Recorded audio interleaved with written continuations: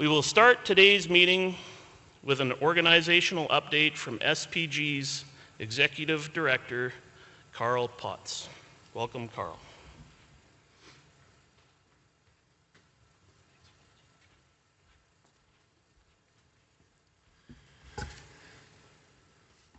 Thanks, BJ, for the introduction, and welcome everyone. It's great to see a good crowd here today. Always enjoy coming to Swift Current. Always have good attendance and an engaged group typically. So again, welcome. Thanks for attending. We have a solid lineup of speakers here today covering a whole range of topics from new pulse varieties, agronomic outlooks, some updates on research, keep it clean, trade, tariffs, root rot, and a pulse market outlook at the end as well. So good group of speakers. I really encourage you to get questions into Slido or come to one of the mics for questions for any of our presenters. Engagement is really what we're looking for here today. I'm going to provide a short update on some of the initiatives that SPG's been undertaking fairly recently and cover some other topics related to the organization more broadly. And maybe just to start, BJ touched on it. All of our work is guided by the strategic plan that's developed and approved by the board. And they also direct the areas in which we invest. So we get general direction from the board in terms of level of resource allocation to various areas. And the chart on this screen really just shows our rough allocation of resources across the main budget areas that we have. So about 60% of our overall budget is invested in research. That's been fairly constant, I would say, over time. The board really wants to have a significant investment, in research and development. Market development and diversification represents about 17% of our overall market, and that's where we do work to build new demand, diversify markets, and create more opportunities for pulses globally. 6% of our budget goes into communications and extensions, so a lot of the work that we do on grower information and material that we put out to growers and agronomists more generally comes there. And about 5% of our budget overall goes into market access. So that's trying to really retain access or expand access to markets that we currently have or would like to get into. And we'll have some updates on some of that stuff a little bit later today.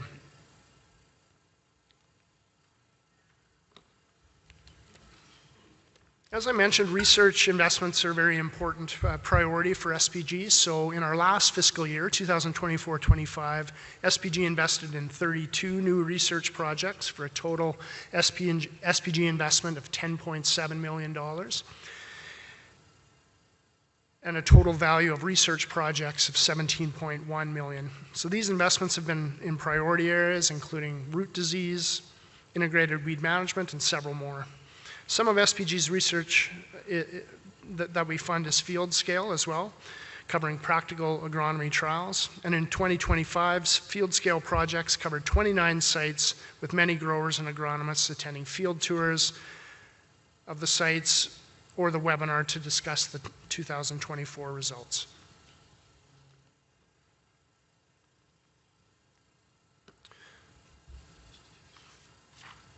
Breeding continues to be an important area of investment for SPG. We've launched a number of new breeding partnerships over the last number of years. In 2023, we launched a new partnership with a company called Lima Grain, focused on pea and lentil. In 2025, we launched a new agreement with a Saskatchewan-based company, a relatively small company called J4 AgriScience for faba bean breeding. And we're very close to having agreements finalized for faba bean and lentil with the Crop Development Center, and we expect those agreements to be completed shortly.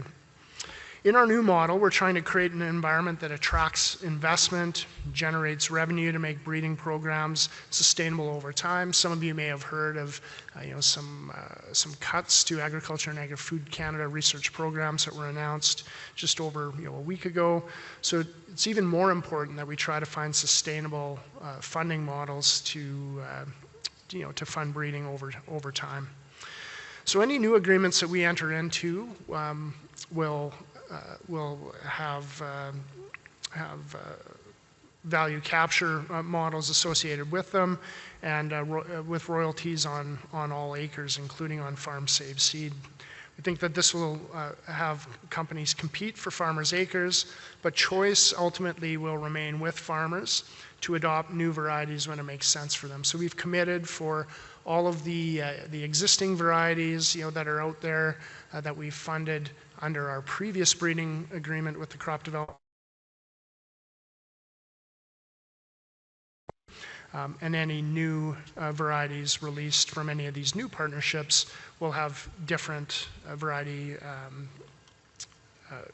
use agreements or royalty agreements associated with them. And that's really to try to attract investment, attract new companies to the marketplace, and generate faster genetic gain for farmers.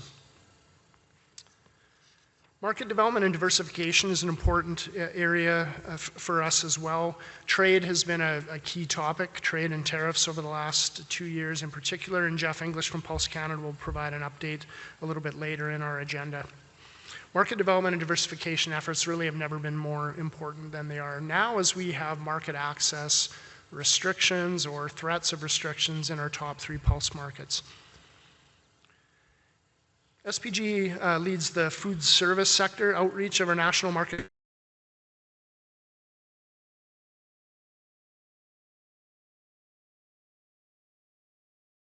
Four culinary training programs delivered to 11 food service and corporate dining teams, 55 meetings with new commercial chain restaurant operators, leading to 13 new white paper innovations, and a number of new product launches that I'll just touch on right now.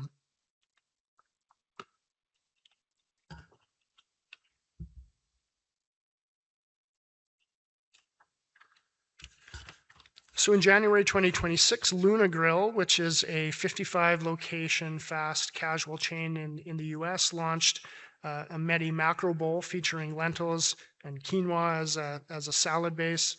In September of 25, Sprouts Farmers Market launched 5 grain bowls that feature lentils in the base across 410 locations across 23 states. Casual diner with 24 locations across California launched a lentil soup as their feature every Thursday. Cane Rosso launched a Power Bowl featuring lentils at their 9 casual dining restaurants across Texas. And so these new launches really complement some of the launches that we've had across the last number of years, including lentil chicken street corn salad that launched with Twin Peaks in 2022 across 115 locations in the U.S. So that's just some of the examples of some of the progress we think we're making in lentil utilization in the food service sector alone, and there's strategies and work being done on lentil ingredients and other pulse ingredients across lots of geographies around the world.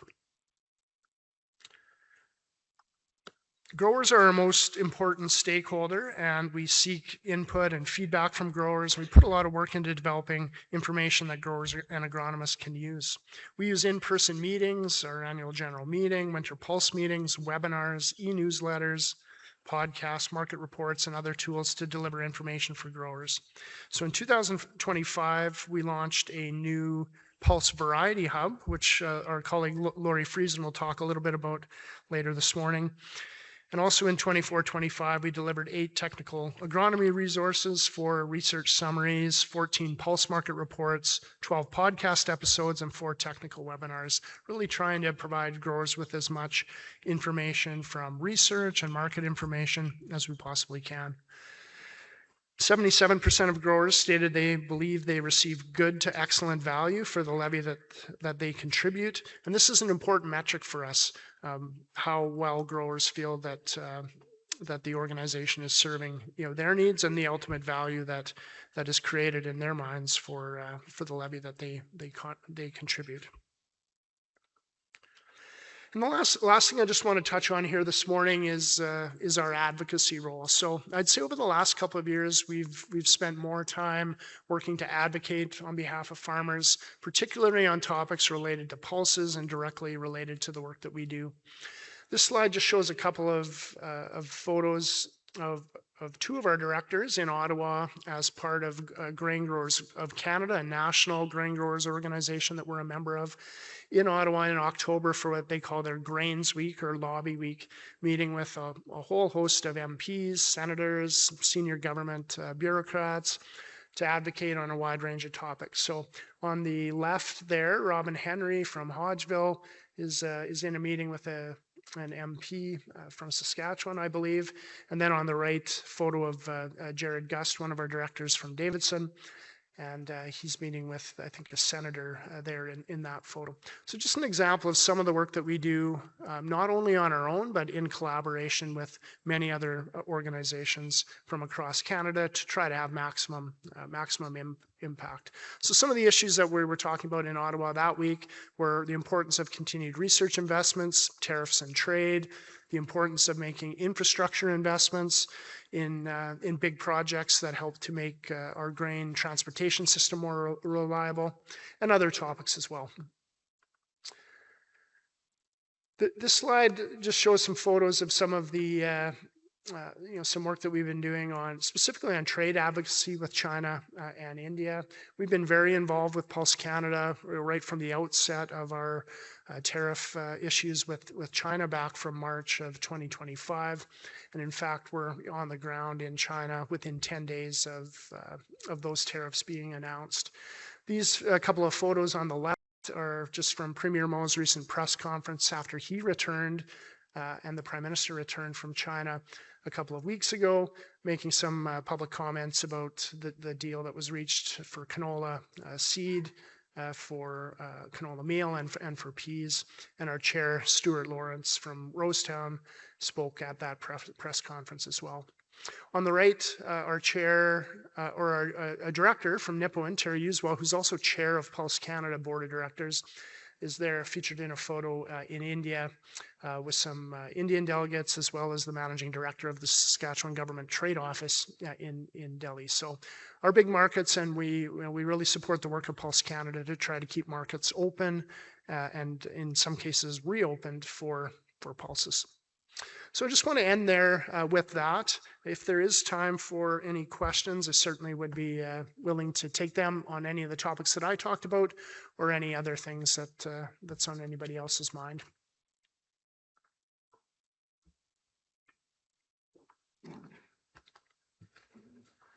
Not sure if there is any on Slido or not. No? If not, I'll be around all day, so feel free to catch me at the break or at lunchtime. I'd be happy to chat. Thank you.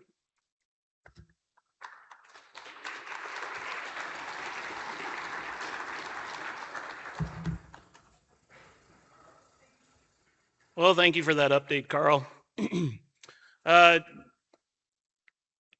Just wanted to remind you, if there's any questions coming from the crowd, if you want to come up to the microphone to speak them out loud, that would be preferred to shouting them from the table.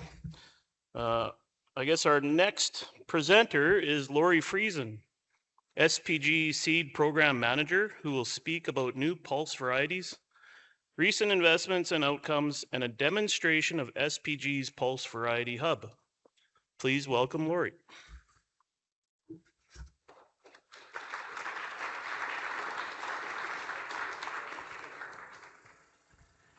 Thank you for that introduction. Okay, so it's exciting today to talk about new pulse varieties. So first I want to talk a little bit about the data sources, where we get our information from that I'll be referencing in my talk. Our main source is the regional variety trials, or as we call it, the RVTs. And SPG funds this program and has overseen these trials for quite a few years. We have 68 trials in 2025. For 6 crops and 23 locations. So it's a big undertaking, and it provides a lot of robust data. And you can see the map there. It shows all the different sites where we have the trials.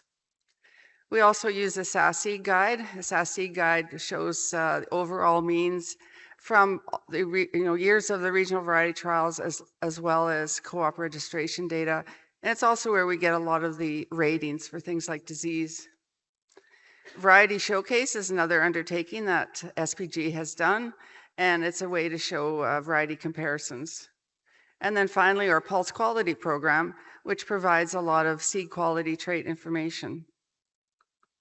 So I mentioned the variety showcase. We had it at 3 locations in 2025. And the one was the Western Applied Research Corporation at Scott, and Wheatland Conservation Area at Swift Current, and the Northeast Agriculture Research Foundation at Melfort. And we grew the crop types and the varieties that were popular in those areas.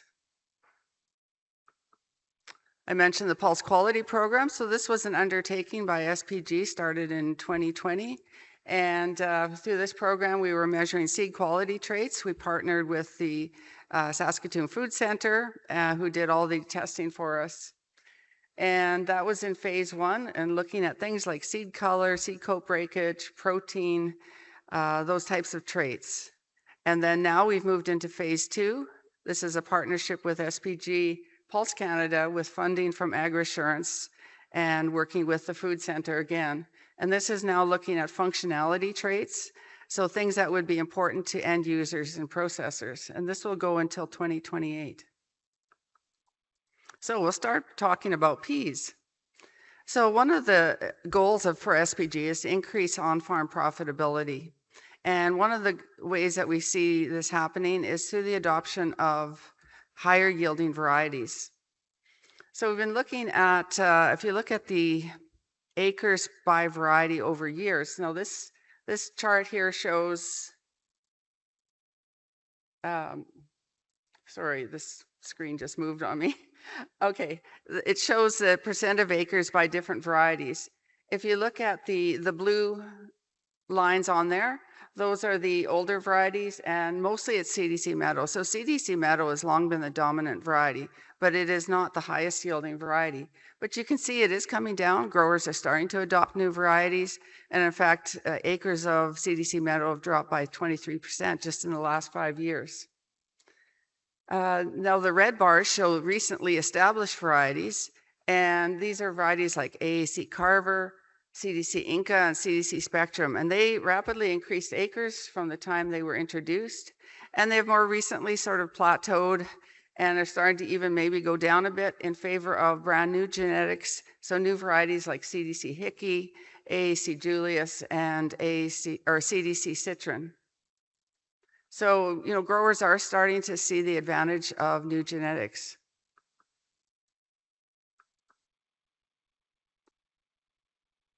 So this graph here, this is a ranking by yield, and it's broken down to north and south geographies. I know it's really busy, you don't need to see all the details, but the point that I'm showing here is that when we do a long-term statistical analysis of many years of RVT data, the varieties that are at the top in the green box, those are mostly new genetics, and those are the highest yielding varieties when we rank them this way.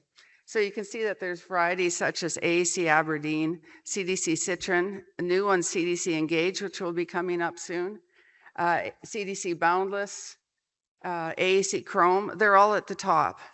But if you go all the way down to the bottom where the little red box is at the bottom, that's where CDC Meadow ranks in terms of yield. So it's a really good demonstration of where we're at with yield. So this is just showing some data on the recent yellow pea varieties.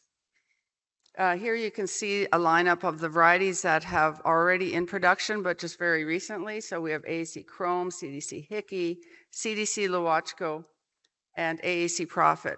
The first 2 columns there show the data that's in the SAS Seed Guide, and those are long-term means of many years of data. So that's a valuable source. All of them yield higher than the control, which is CDC Amarillo. The next set of columns that are highlighted in yellow, that shows a statistical analysis using just regional variety trial data. Statistical analysis is a little different than just averages over many years. It takes into account a lot of variation. So there's so much variation in terms of environment, field conditions, soil, and even agronomic practices from site to site.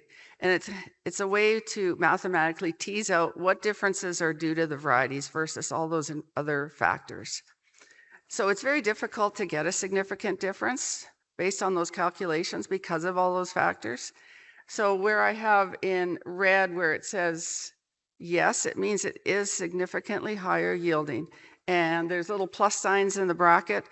That's a measure of how significant is that difference. And 3 plus signs is the maximum. So it tells you that there's really good confidence in saying that these are higher yielding varieties. So all of those varieties, as you can see, are definitely higher yielding than the Czech CDC Amarillo. All of these varieties profit, which is rated fair, so you'd want to be careful how you handle that one. And also CDC Hickey has the advantage of being rated MR or moderately resistant to fusarium root rot. So there's a few new varieties. Some of these were first introduced this summer, and some will be available for first time in 2026. So again, a very strong lineup of varieties. All of these yield quite a bit higher than CDC Amarillo. Except for Boost, it's about equal to the yield of Amarillo, but it's a high protein line, and that's the advantage of that variety. Right now, CDC Citron and CDC Tollefson are showing a significant yield advantage over CDC Amarillo. The other ones, AAC Beyond and AAC Julius, aren't showing that significant difference, but we'll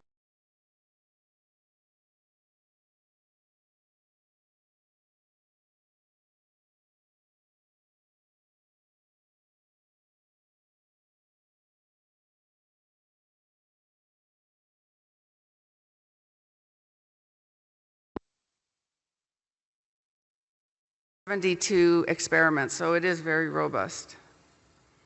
And all of these are rated moderately resistant to fusarium root rot, and AAC Beyond and AAC Julius have the added advantage of early maturity. If we look at on-farm yield, we can see some differences as well, and we're getting some high yields out of the new varieties such as AAC Julius, AAC Prophet, AAC Aberdeen, and CDC Tollefson. And right at the bottom, circled in red at the far end, is CDC Meadow at the lowest yielding of these lines. This is from crop insurance data. Now from our variety showcase, we see kind of some interesting results. Typically, long-term multi-site data is going to give you your best predictor of yield, but this is kind of a snapshot at each one is at one location, just to see how they compared. We're seeing the varieties switch around quite a bit, and that's a really good example of how the environment impacts relative performance. So who competes better under great conditions versus suboptimum or just the environmental geographic location. So at Melfort, we can see that it was the highest yielding site overall. We had the highest yield was AAC Prophet and CDC Hickey, up to 80 bushels per acre. So that was a really good site. Green pea CDC Husky, which I'll talk some more about, yielded also very strong at 76 bushels per acre, which is great for a green pea. Scott was a bit of a lower yielding site, but you still had good yields. But here CDC Spectrum and CDC Canary came out on top, which was unexpected. And CDC Husky, the green pea, stayed strong at over 50 bushels per acre. And Scott, again, was around 60 bushels per acre there. And here we see CDC Tollefson, AAC Prophet, and CDC Inca at the top with over 60 bushels per acre, and a green pea on par at about 59 bushels per acre. One of the things we measure in the Pulse Quality Program is greenness of yellow peas, which is an important quality trait. This is showing here 2 years of data. It's through a visual assessment. And most of the varieties at this point were showing very equal amount of greenness, except there were 2 that were significantly more, and that was CDC Inca and CDC Tollefson. So that's, again, something to consider. If we move on to trends in green pea acres, we can see that there's 6 pea varieties that are competing for about 87% of the acres. Now this graph, I've shown the varieties are along the bottom, and the different colored bars represent a different year. So this goes from 2019 to 2025. And what this is showing is percent of acres for each variety by year. So we can see that, like obviously CDC Striker has really dropped a lot, but CDC Razor, CDC Limerick, CDC Greenwater are all decreasing year by year in favor of newer genetics. CDC Spruce, which is relatively recent, is increasing and is showing to be a stronger variety. And CDC Forest is now the dominant variety in terms of acres. It was dominant in 2023, but it is dropping off a little bit, and this is probably due to some bleaching issues with that variety.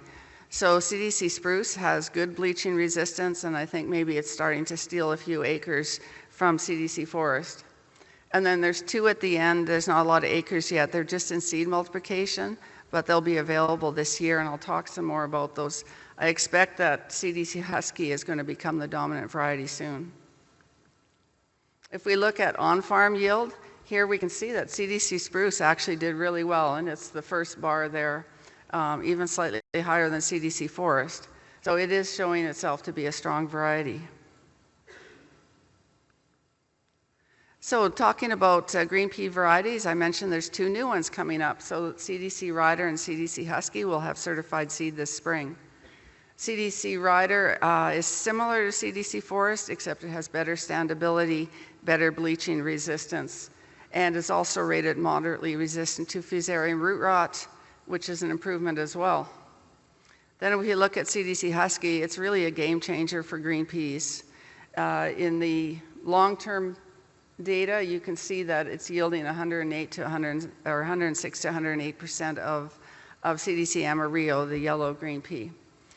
If we look at statistical analysis versus CDC Forest, which has long been the highest yielding green pea, CDC Husky does come out as significantly higher yielding. So that's really exciting to see. And like CDC Rider, it's also moderately resistant to fusarium root rot and has better standability and very good bleaching resistance.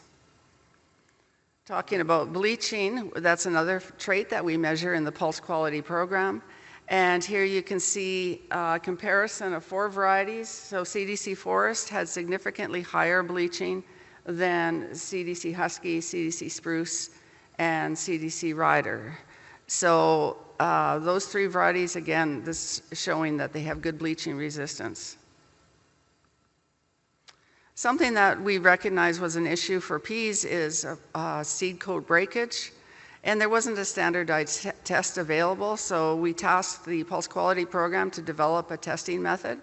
So they came up with, you see in the photograph, jewelry polishers with a rotating drum, and you put steel beads in there, and it kind of mimics some of the processes that would happen during harvest. And so now they've been measuring that in peas. This is showing 2 years of data. Right now the varieties look fairly similar, except CDC Amarillo showed significantly higher seed coat breakage, but I think we all know that about that variety. I think with more years of data, we'll start to tease out some differences among the other varieties. Protein is another important trait that we measure in the Pulse Quality Program, and you can see some of the higher protein lines on this end, varieties like calf horn, CDC Lawachko, AAC Julius, and then at the far end, a couple lower protein lines like CDC Inca. And so that's something to consider if you want to target the protein market. Protein varies a lot by environment, and the smaller graph just shows 3 different years of data for green and yellow peas. And you can see that protein was significantly lower in 2023, so you're going to get a lot of environment as well as geographic differences in protein levels. And this just shows how some of the variations are, you can see here, these are 4 different varieties, protein levels, and they fluctuate quite a bit by location. So there's 6 locations along the bottom, and then the colored bars represent the varieties. High protein lines are in the navy bar, and the light blue ones, that's calf horn and CDC Lawachko. And then a low protein line, CDC Inca, is in the dark green, and the sort of mid-protein CDC Amarillo in the orange. And they fluctuate quite a bit. In some cases, the lower protein lines are on par with the high protein, and those ones fluctuate. So that's just an example of how they change. Okay, going on to lentils. So if we look at trends in acres by variety, CDC Maxim has long been the dominant variety in terms of acres, and that's the dark navy line at the top. But you can see that it's steadily decreasing in favor of new varieties that are higher yielding. So new, recently established varieties like CDC Proclaim, Red Moon, and CDC Impulse are started to gain a lot of momentum. And then have more recently, they kind of plateaued and maybe dropping a bit as growers are now starting to pick up even newer varieties such as CDC Simi and CDC Nimble. And I put the little crash symbol there right where CDC Maxim and these new genetics meet, and we expect those to overtake CDC Maxim soon. So we're really glad to see growers taking advantage of these new genetics. So again, looking at some data of these recent red lentil varieties, we've got the CDC Nimble, CDC Simi, CDC Impulse, and CDC Proclaim. If we look at head-to-head data, again, the statistical comparison with CDC Nimble, they either are pretty much on par, or CDC Simi is actually showing it's lower yielding than Nimble, and it's really hard to beat CDC Nimble. It was chosen as the new check because it is a very strong yielding variety. And, but when we compare to Maxim, and we're doing the comparison to Maxim just to show that, you know, because it has so many acres, and we can see here that compared to Maxim, all these varieties are highly significantly higher yielding than Maxim, and even up to about 11% higher. So this is some really good data that you can have confidence in showing that they're higher yielding. And I just circled the seed weight of CDC Impulse. It is a larger seeded variety, so seeding costs might be a bit higher for that one. In terms of certified seed, there's 2 new varieties coming out this spring. So the one is the small red lentil variety CDC 6928. And this one yields about on par with Nimble, although it is higher yielding in the north than Nimble. Not significantly better, but when we compare it to Maxim, it is very high, highly significantly higher yielding, up to 16%. So very strong variety. And then there's CDC Monarch, and this is kind of a unique variety because it's a large red lentil. It has a seed weight of 51 for 1,000 kernel weight, which puts it in that market class. It is highly significantly higher yielding than CDC Nimble. So right now it's the only one that came out higher yielding than Nimble in terms of statistics. And compared to Maxim, up to 22% higher when you do those statistics. So this is a very exciting variety. We're very excited about this variety, but just recognize that it is a slightly different market class. So it'd be good to make sure that you have a buyer before you put seed in the ground. If you look at large green acres, they've long been dominated by varieties such as CDC Greenland, but those acres are coming down. CDC Greenland is the dark navy, oh no, is the light blue line, and you can see that those bars are coming down. CDC Green Star, though, is holding fairly steady. There's been some drop in acres, but we're not, you know, we're happy to see that variety stick around because it's actually very high yielding. It's been around for a while. It's a non-clear field line, and I think we're starting to see some uptake of the new variety CDC Lima, which is in the red bars because it does have the clear field trait. So both of those are very strong choices. So if we look at some of those there's 2 varieties that are fairly recent. I mentioned CDC Lima and also CDC Grim. CDC Grim has some advantage for disease resistance. And both of these, they're not significantly higher than CDC Green Star, although in the brown and dark brown soil zones, they're a little bit actually lower than Green Star. but in the black and gray soil zones, we can see that they are fairly higher yielding than Green Star, so that's a good choice, particularly in those areas. If you look at small green lentils, CDC Invincible has long been the dominant variety, and that is the dark navy line. But you can see now that it's rapidly dropping off in favor of a newer line, CDC Jiminy. And this is a very exciting small green lentil that is showing really high yield and is having really good uptake. If we look at some data for these varieties, to Nimble yields about the same as CDC Nimble, which is, again, Nimble's a very high yielding variety. And there's a new line, CDC 6964, which will be available starting this year. And it also yields similar to Nimble and is in fact higher yielding in the north than CDC Jiminy. So it has some good advantage there. Looking at our variety showcase data, we can see that CDC Monarch and CDC Impulse were at the top in these locations. And at Swift Current, they were yielding around 40 bushels per acre. And at Scott, we had over 35 bushels per acre with those same two varieties at the top. You've noticed I've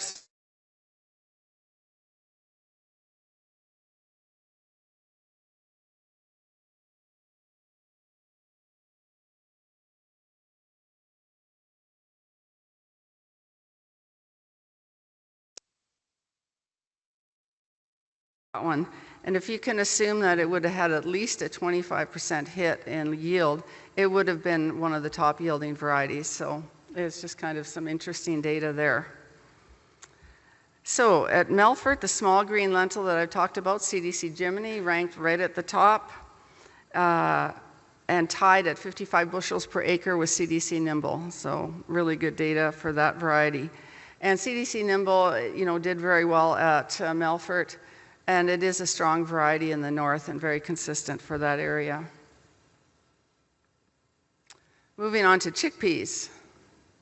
So the chickpea production regions are shown there, the crop insurance map.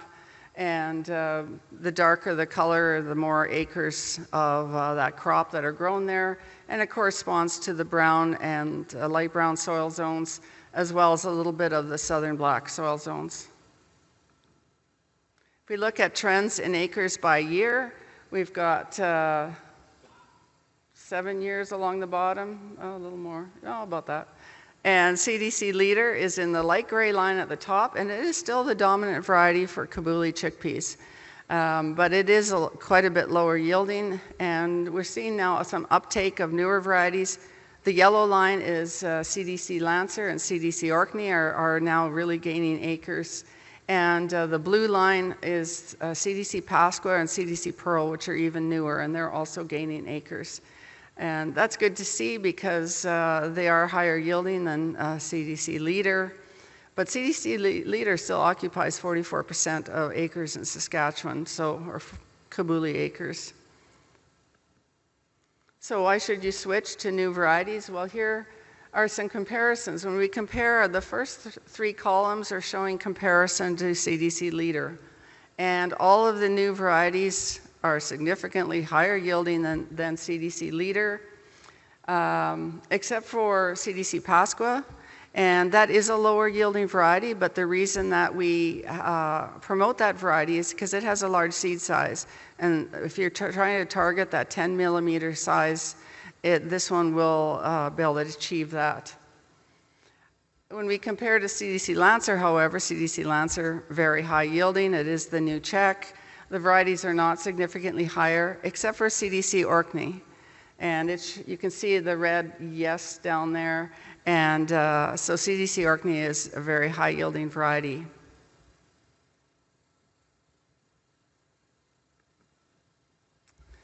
If we look at the variety showcase information that we got for chickpeas at Scott, we can see that we had 50 bushels per acre as the yield for CDC Pearl and CDC Lancer, and they tied at the top.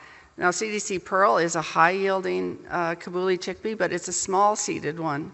But it has found good markets in canning, so being that it's high-yielding and has relatively good disease resistance, it is an interesting option. The black bars are, it's a black Desi, and it's not as high yielding, but it's interesting just to see, and it yielded better in the Swift Current area than it did at Scott. We measure seed size in the Pulse Quality Program, and this is 3 years of data for seed size of chickpea. And you can see here, this does show the tallest bar in the yellow is CDC Pasqua, so it's showing that it's significantly higher than the other varieties in terms of seed size. And then CDC Pearl is at the far end, and yes, it's a smaller seeded variety. Okay, so Carl mentioned the Pulse Variety Hub. I want to talk a little bit about this. So this is a decision-making tool for growers. It's to equip you with all the information you would need to select varieties best suited to your growing area. So what we've done is we've populated it with all the years of regional variety trial data, where you can look at data by site and by year. So you can compare varieties in areas that are close to your farm, or as close as possible. And so we've populated it with up to 16 years worth of data, depending on how long a variety's been tested. In order to have a robust data set, a variety has to be in the regional variety trials for at least 3 years, so you can have some confidence in that data. Right now we have over 6,500 variety by location by year entries, and it represents 40 locations, 115 varieties of peas, lentil, chickpea, faba beans, and dry beans. It's updated annually, and what we've done new this year is we've added in weather information, so you can see how varieties compare when conditions are optimum versus suboptimum. And that's really important because it's a risk assessment tool. If a variety yields really high when conditions are optimum, but maybe not very good under suboptimum, you can decide whether you want to choose that one or you want to choose something that's a steady eddy and it will basically yield well, but not as high under all conditions. And the other thing is we've added in some of our Pulse Quality Program traits such as protein and seed coat breakage.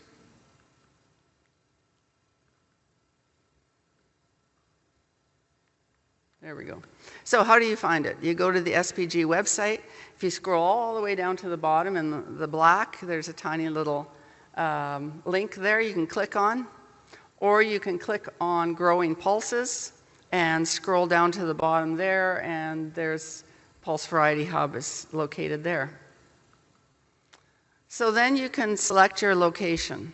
So you click on Select Location, you get a drop-down menu. Pick the location that's closest to your farm or best represents your growing area, maybe soil zone, etc. Once you've picked your site, in this case I picked Avonlea, then you would pick your crop. Here I've picked pea, and then there's also a drop-down menu to select the type, so you can compare yellow peas, green peas, whatever you choose. It then brings up all these seed photos, so you can have a look at what the seed looks like. And then on each of these seed photos is a little box in the corner that says compare. So you can select as many of those as you want to compare data. And once you've made those selections, you can then click on compare trials. So it brings up a graph that looks like this. And what this is along the bottom of the different years. And so you can see how those varieties compare each year at that location. The yellow line is your temperature data measured as growing degree days, and so that'll give you some indication of whether it was a hot year or cool year. And the pink line at the bottom is precipitation data, so you can see how they would compare a year where you had decent moisture versus a dry year. The only thing it doesn't show is the timing of that rainfall, and we realize that's also a really important factor, but that would get a little complicated at this time. Then if you scroll down, you can look at percent of check. So it would show you the percent of check of each variety in each year. Then there's percent of protein, which is the next box over, again by year for each variety. And then also maturity, and we show it both as days to maturity, which is measured through the regional variety trials, or the rating that's in the SASE guide. If there's 2 checks, then you'll be able to look at information for both checks. So for instance, in small red lentils, we recently changed the check from CDC Maxim to CDC Nimble. Not all varieties were tested against Nimble if they're older varieties. So we show comparisons to both checks. Plus it's always of value if you're used to seeing comparisons to CDC Maxim, or maybe you've grown CDC Maxim for many years and you want to see how the new varieties compare. It's nice to have that second check in there. And we've done the similar thing with chickpeas. The check changed from Amit to CDC Lancer, so we have data for both checks. And another option, if you want to go to trial locations, a little red circle there at the very top, and you can select that and you get an interactive map. So then you can go and you can click on the location that's closest to your area and then go through the whole process that I just showed you. So thank you so much. I really appreciate you listening to my presentation. We're really excited to see so many new varieties up and coming, and we hope that growers will have the opportunity to take advantage of these and maybe do side-by-side comparisons if you have the chance. So I'm happy to take any questions. Thank you.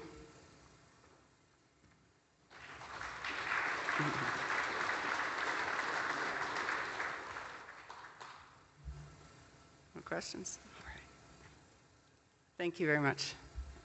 Thanks,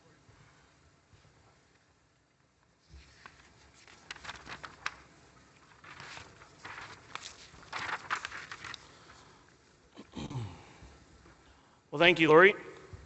Our next presentation is an on-farm agronomic look back and outlook for pulses by Mike Brown. Mike Brown is an agronomy manager with SPG.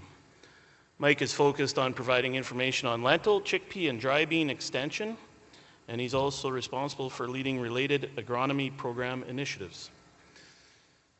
Welcome, Mike.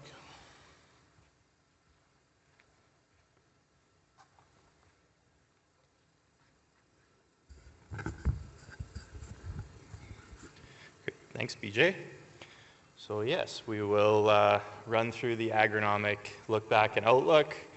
The agenda for this will run through soil moisture and herbicide carryover, seeding progress, production and yield estimates, seed quality survey interim results, our pulse pest survey results throughout the province, and then we'll finish off with some of the in-season findings. So to start with soil moisture and herbicide carryover, 2023, I'm sure as many of you are aware, large area of the province short to very short in topsoil moisture. We're a little better in some areas, but almost the entire province receiving below 10 inches of precipitation, except for a few pockets that receive some of those more spotty downpours. Moving into 2024, this was for the first time in about 4 years, we actually had more soil moisture area rated as adequate than short, which brought us into 2025 with some decent moisture, a little bit lower risk of herbicide carryover in some areas. And then the end of 2025, similar story to fall of 2024, decent soil moisture across the province, but you can see pockets along the Alberta border. Those were areas dealing with dry conditions the entire year and still being dry going into freeze up. So if you take a look back at the past 3 years of what we would call our late in-crop application in mid-June for risk for carryover in the following year, high risk of carryover and potential stacking of multiple years, especially in 2023 and 2024. And in the South Central in 2025. We can see there's been some seriously dry conditions in the Southwest. Some spots alleviated going into 2025, but Assiniboia, Coronach, Swift Current, Maple Creek areas still pretty high risk of seeing issues with stacking from carryover from multiple years. So 2026, those risk maps, a little bit similar to 2025 on that, on the late risk apps. Taking a look at the pre-seeds and the burn-offs, we have a few localized pockets, but for the most part, not really a lot to worry about there. When we move into those early in-crop apps, the Northwest, we see a little bit more risk appearing, and then a pocket growing around north of Moose Jaw. Later into that mid-June, we have some of those areas starting to expand a bit more and increase in overall risk, but overall, 2026 looks to be relatively low risk in quite a big area of the province, but from these maps, depending on your farm's local weather conditions, your soil type, your organic matter, your pH, and the herbicides you were using. So I would just say, these maps look good, but take them with a grain of salt and understand what you're actually dealing with on your own farms. So these are some examples of some herbicide damage in pulse crops. Some as either foliar or a carryover. On the left, we have metribuzin flash in chickpeas, so I'm sure you're quite familiar with seeing that after your applications of foliar. Flumioxazin pinching in lentils, so you usually see that after a heavy rainfall. If it's been a dry spring, it'll pull some rain and concentrate the chemistry into the furrow, and you can get some of that burning on the lentils. We also have pyrosulfatol bleaching in peas. Uptake in lentils, so that usually we'll find with a couple years later, maybe the clopyralid moving into the B horizon, and then a heavy rainfall putting it into soil solution. So for our seeding progress, production, and yield estimates, up to May 12th, majority of the southwest portion of the province pushing over 50% complete. Seeding had been going on for quite a while by May 12th here. A little bit of variability in the west central and northwest areas, and then east central, we were in that sub 30% range. Moving into June, and by the 2nd of June, most of the province was going to be complete. We still had an area in the southeast, east central, still a little bit behind in that 80 to 90% range, and this is why we saw that. So they had a huge amount of rainfall, came down on May 15th and 16th in that southeast corner of the province. Came in from Lampman, just northeast of Estevan, at 5.5 inches over those 2 days. So our seeded acres for 2025 for Saskatchewan and Canada, as you probably can't see that very well at the back. Soybeans, highest acreage crop in Canada this year, nearly 6 million acres. Most of those are located in Ontario and Quebec, so we have a small share of acres in Saskatchewan. Lentils and peas were the next highest in total Canadian acreage, and Saskatchewan accounted for 87% of the lentils and 51% of the peas.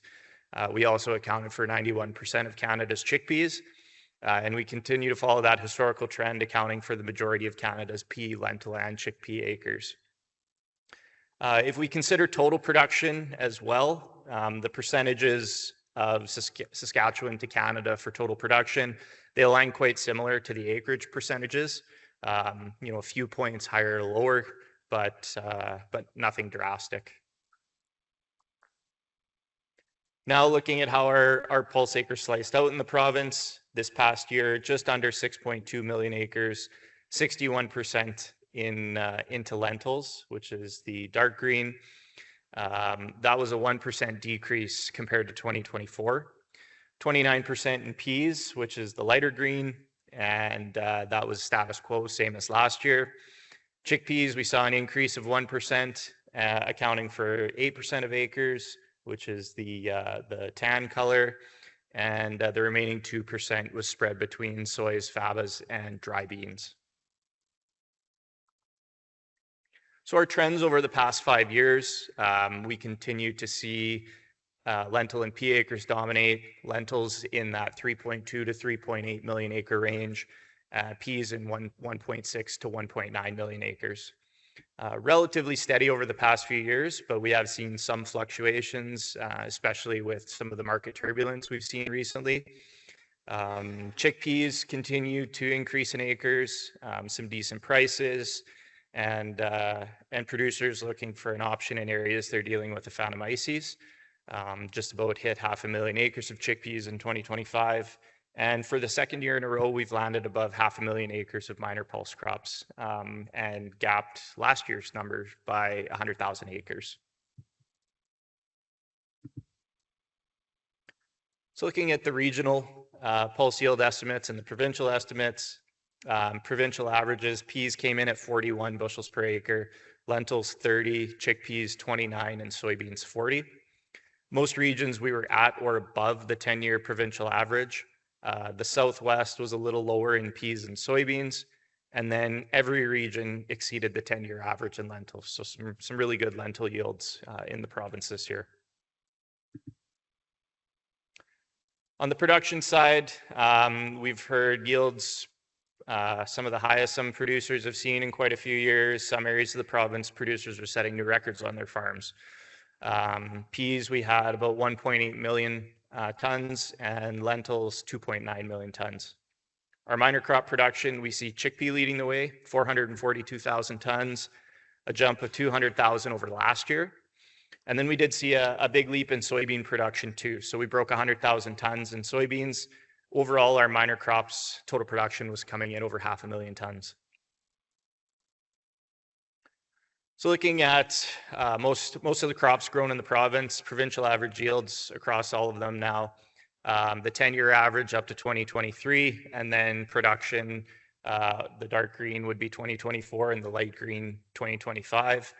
Every single crop on this graph exceeded the average yield from last year and the 10-year average. So we saw lentils having the biggest jump year over year, followed by chickpea and canola.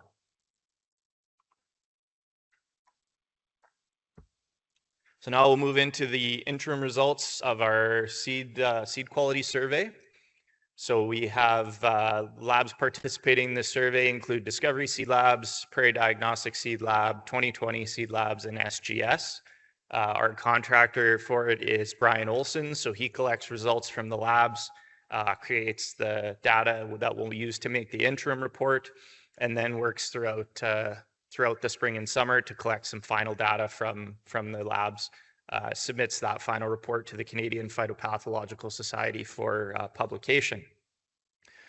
So our interim results, we see a notable decline in pathogen-free seed this year compared to last year's harvested seed, which was, or I guess 2024's harvested seed, which was also accompanied by increases in mean infection in most crops. Although increases in infection were noted, the levels aren't above threshold for most crops, except for chickpeas. So our chickpeas, the mean infection threshold for ascochyta is 0.3%. That's represented on the graph by that red line on the right. Over the 98 chickpea samples that were tested, the mean infection came in at 1.1%. So this really emphasizes the need to test your seed prior to using it. We don't want to be putting our crop on the back foot before it even comes out of the ground. For germination, we had 371 lentil samples tested, 261 pea samples, and 98 chickpeas. We saw increases in pea germination by 1.1% and decreases in lentil and chickpea by 0.6 and 6%. Germ numbers that low in chickpeas can be slightly concerning, as your seeding rate can get kind of crazy. I'm sure there's some large seeded chickpea growers out there that know of some of those crazy seeding rates. That being said, some of that farm safe seed of large varieties, usually you're going to scalp that and size it out. So if you're keeping that smaller seed for seeding, this is probably not as much of an issue then. So going into the survey results, quick overview here, prevalence and incidence. So prevalence is basically you're going to be how many fields in that survey had disease. Incidence, how many plants in the survey had disease.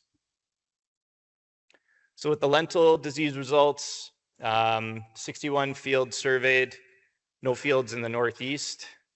Root rot and anthracnose, most commonly found diseases across the surveys. Root rot showed up in 86% of the fields, anthracnose in 69%, Northwest, Southeast, and West Central had the most root rot and anthracnose, and over 3/4 of all the fields in those regions showed symptoms of root rot. Stemphylium is also one to keep an eye out for, starting to be found more commonly in lentil fields over the past few years. Now looking at how many plants were showing disease in those fields. High incidence of root rot everywhere except in the Northwest. Over half the plants in all other regions showing signs of root rot. For anthracnose, Northwest and Southeast had the highest levels. Overall, 66% of the plants had root rot and 37% had anthracnose. Our severity of disease for root rots worst in the East Central, anthracnose worst on the west side of the province. Moving on to peas, 47 fields surveyed, high percentage of fields showing signs of root rot and Mycosphaerella, 87% and 72%. Both those numbers decreased compared to numbers from last year though. 100% of the fields surveyed outside of that central belt, or East Central, West Central, had root rot. Over 50% of the fields showing signs of Mycosphaerella everywhere except for the Southwest. Over the past 3 years, we've also seen an increase in downy mildew. So in 2023, we were at 17%. 2024, we were up to 60%, and this past year, we're at 64%. Looking at the incidence now, Northeast, Southeast, Southwest, over half the plants surveyed showed signs of root rot. Provincially, 1 in 2 plants had root rot. Worst severity was in the Southeast and Southwest. And Mycosphaerella, we found in over 50% of the plants in Northeast, Northwest, and Southeast. 43% of the plants provincially, and severity was worst in the Southeast. For dry beans, a survey was conducted on 8 irrigated dry bean fields this year. The crop protection lab plated the bacterial blight samples and found that the bacterial complexes were common bacterial blight found in all 8 fields, bacterial brown spot in 7 fields, and halo blight in 2 fields. 1 in every 2 plants showed some type of a blight symptom. No anthracnose was found, and sclerotinia and root rot showed up in about 1/3 of plants.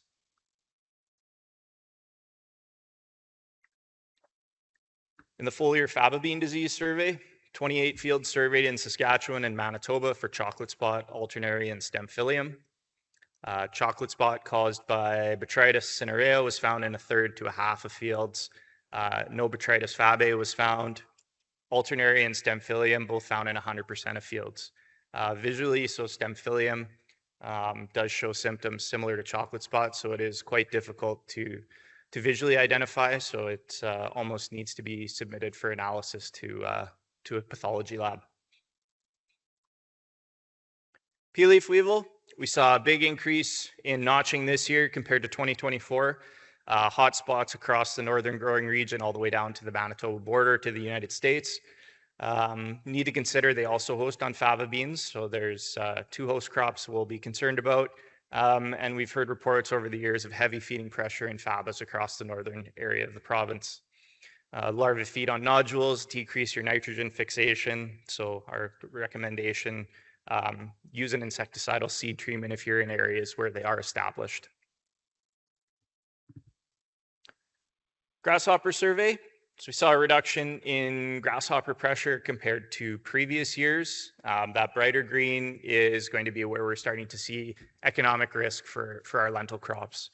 With our hot, dry conditions early on, ideal for grasshoppers to develop and thrive. So based on this map, something had to have reduced numbers.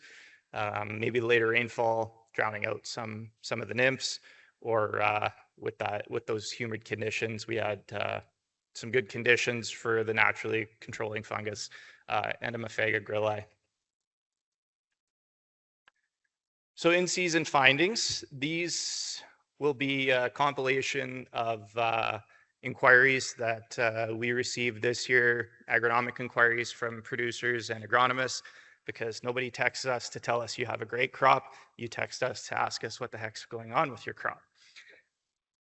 I know for a fact there's going to be a few of you in this room that have pictures in this presentation, so feel free to bug the people at your table and say you're famous. We're going to start with nodulation failure. That was a hugely common inquiry we received this year. Peas, peas, lentils, and chickpeas. We received it on all companies, all formulations, liquids, granulars, peats. Looking into it, only one call actually turned out to be a true nodulation failure that was considered for a rescue nitrogen app. The rest followed up on turned into be successful crops. So that was kind of the conversation we were having with people when we started following up. So our hypothesis with, because you're not going to pull 60, 70, 80 bushel peas with 5 pounds of residual nitrate and 2.5% organic matter with a nodulation failure. So we figured there was a hot, dry May. Roots chased water deep. There was nitrogen carryover in those deeper soil horizons. We had a lot of big rains later in June, where we saw, the moisture chasing down those root channels, high influx of mineralized nitrogen at peak nodulation timing. So right at the flowering, when we're going to be expecting to have a massive amount of root nodules showing up. With that high influx of nitrogen, plants get lazy and take the easy way. So rather than spending carbohydrates and supporting the rhizobia, our plants decided they were going to take the free nitrogen that was in the soil for some extremely high pea yields that shouldn't be that high if the nodulation wasn't working.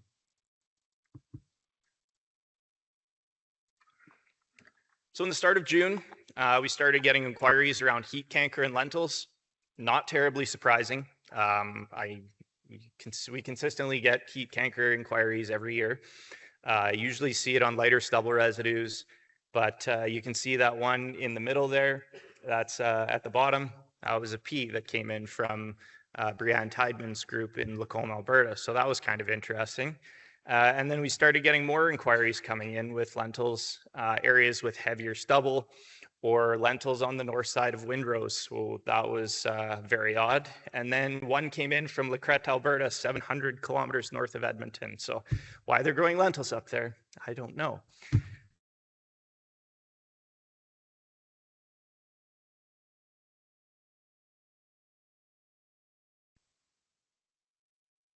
After cankering.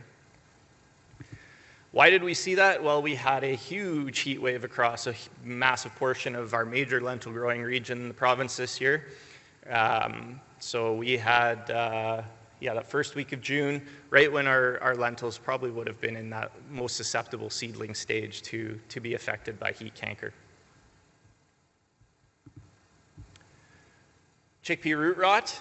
So this is one we had a lot of inquiries coming in this year. So some newer chickpea growers, some experienced chickpea growers, plants yellowing and wilting, pull them out. A lot of it turned out to be a root rot.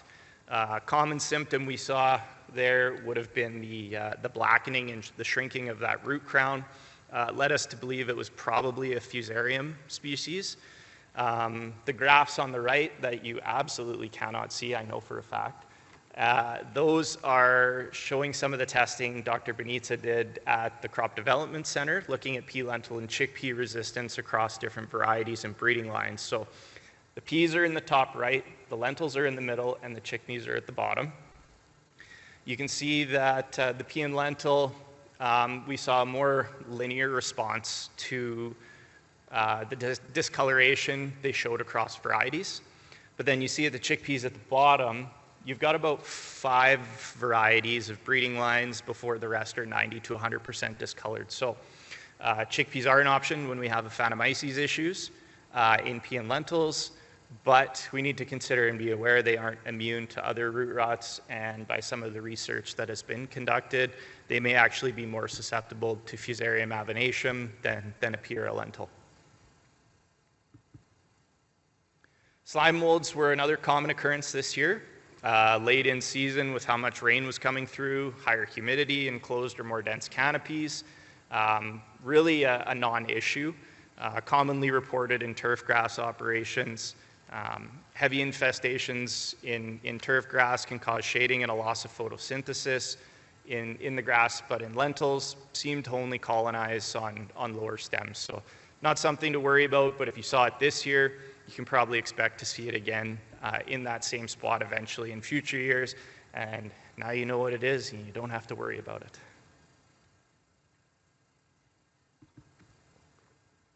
So this was an odd one. We don't have all the answers. I apologize. I asked ChatGPT about this one too. It said it was nail polish. Okay. So we never found an answer to this one. So this is a lentil crop near Fisk. Not happy. We had heavy anthocyanin production. We checked soil tests. It was a little bit acidic, but there was enough phos in there. It wasn't going to be tied up. We sent away samples to the U of S for plating. That came back negative. We even had anthocyanin production in the root tissue. So these lentils, they weren't happy about something, but we could not figure out what it was. They ended up going to harvest without any major issues reported, so we kind of just threw our hands up on this one as we'll keep an eye on it and see if it shows up again next year. There was a lentil field 1.5 miles north of this one, same soil type, completely fine. Didn't show any symptoms. So followed the same rotation, just a very, very odd one that I guess we got to experience this year. And then this was probably pretty common down here. If you had lentils or chickpeas, a little maybe less so on the peas, maybe dealing with some bleaching, but lentils and chickpeas for sure. Early frosts and late rains wreaked havoc in a lot of areas. So we had some areas hit first week of September with a frost in South Central that ended up hitting some chickpeas.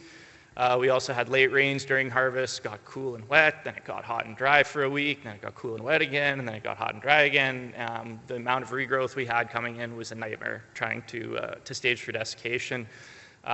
Heard of multiple applications of diquat, just trying to get things to a point where a combine could go through it, and then chewing tough when we were finally able to harvest those. And then just an overview of the trials we had in our small plot and field scale programs. Some results from the small plots that are in their final year will be published this year on our website. And then our field scale trial results are going to get published in the next few weeks here. And those results will be available on our website under the field scale research. So now I'm giving you an opportunity to tell me what issues you had in your pulse crop. So if you want to go ahead and scan this with your phone, you can send in your pulse crop issues. It's good to keep us informed on kind of what issues you were dealing with in your area of the province. This will turn into a word cloud too, so the more issues we have, the bigger the words are going to be.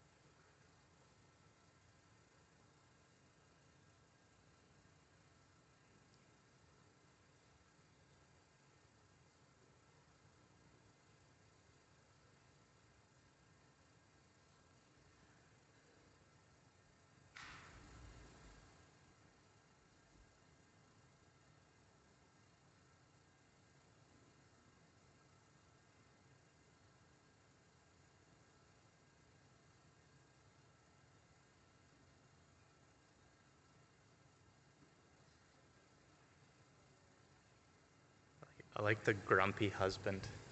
Was he grumpy because it rained on his chickpeas and they wouldn't mature?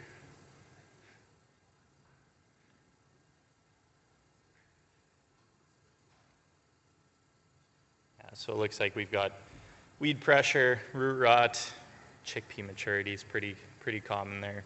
Yeah, it was a difficult year for finishing off chickpeas. Almost started opposite to what you would like to and finished opposite to what you would like to.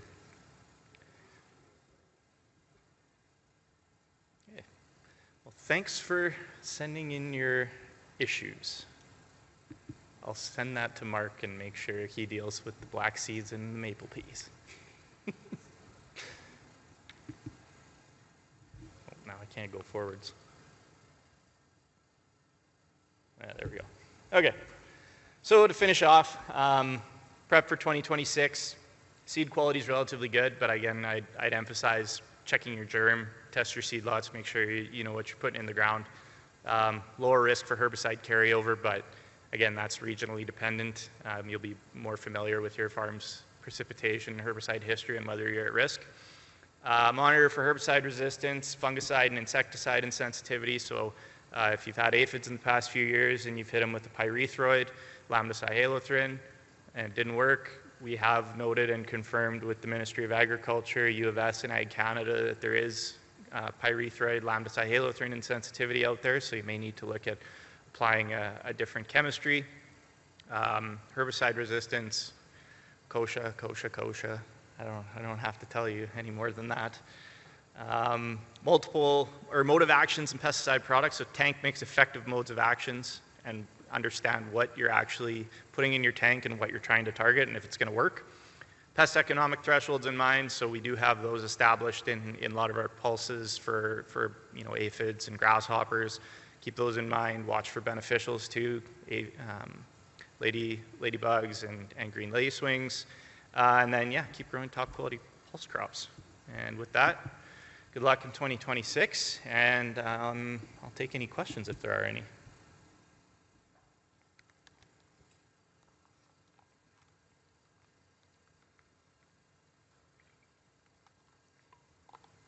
Low amounts of snow in the area change herbicide carryover risk. Not as much as rainfall would. So the big breakdown would be rainfall during the growing season. So during the winter, your microbes will be slowing their biological activity. So you'll want rainfall during the warmer months, and that'll help break down your chemistries. Yeah, lower amounts of snowfall going into spring. When it melts, there may be lower soil moisture for the microbes, so you're going to be hoping on a spring rain to help kickstart any degradation you want there.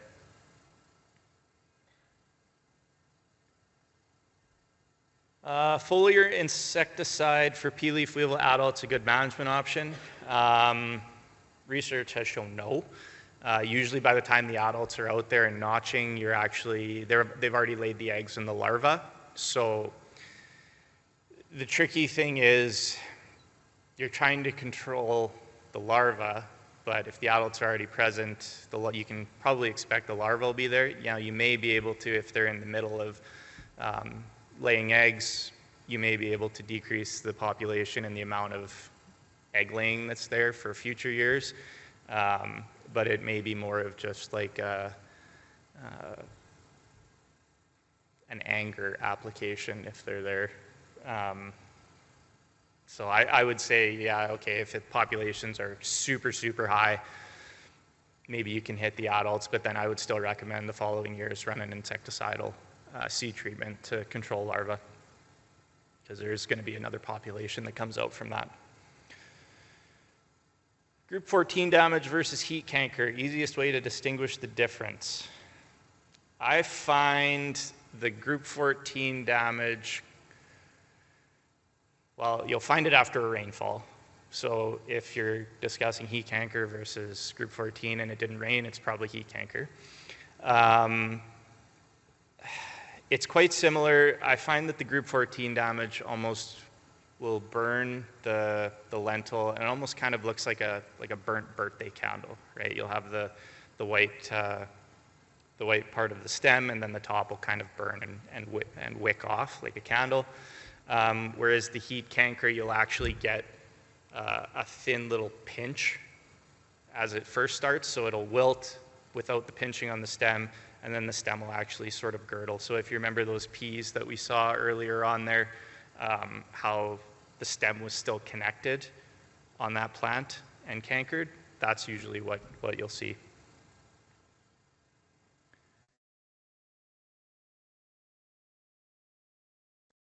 Has SPG done any fertility trials? I'm not sure if we've done them on boron and zinc. Have we done any small plot fertility trials, anyone? I'm getting hung out to dry here. Not sure.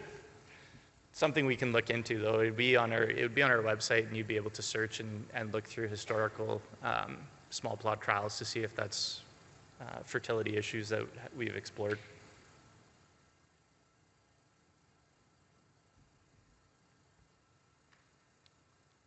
Okay, thank you very much.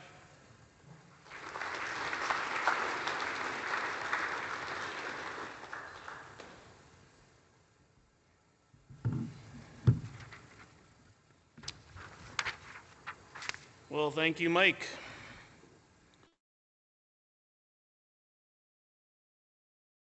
As well as the importance of market diversification during these times. Presentation is by Jeff English, Pulse Canada's VP of Public Affairs. And welcome, Jeff.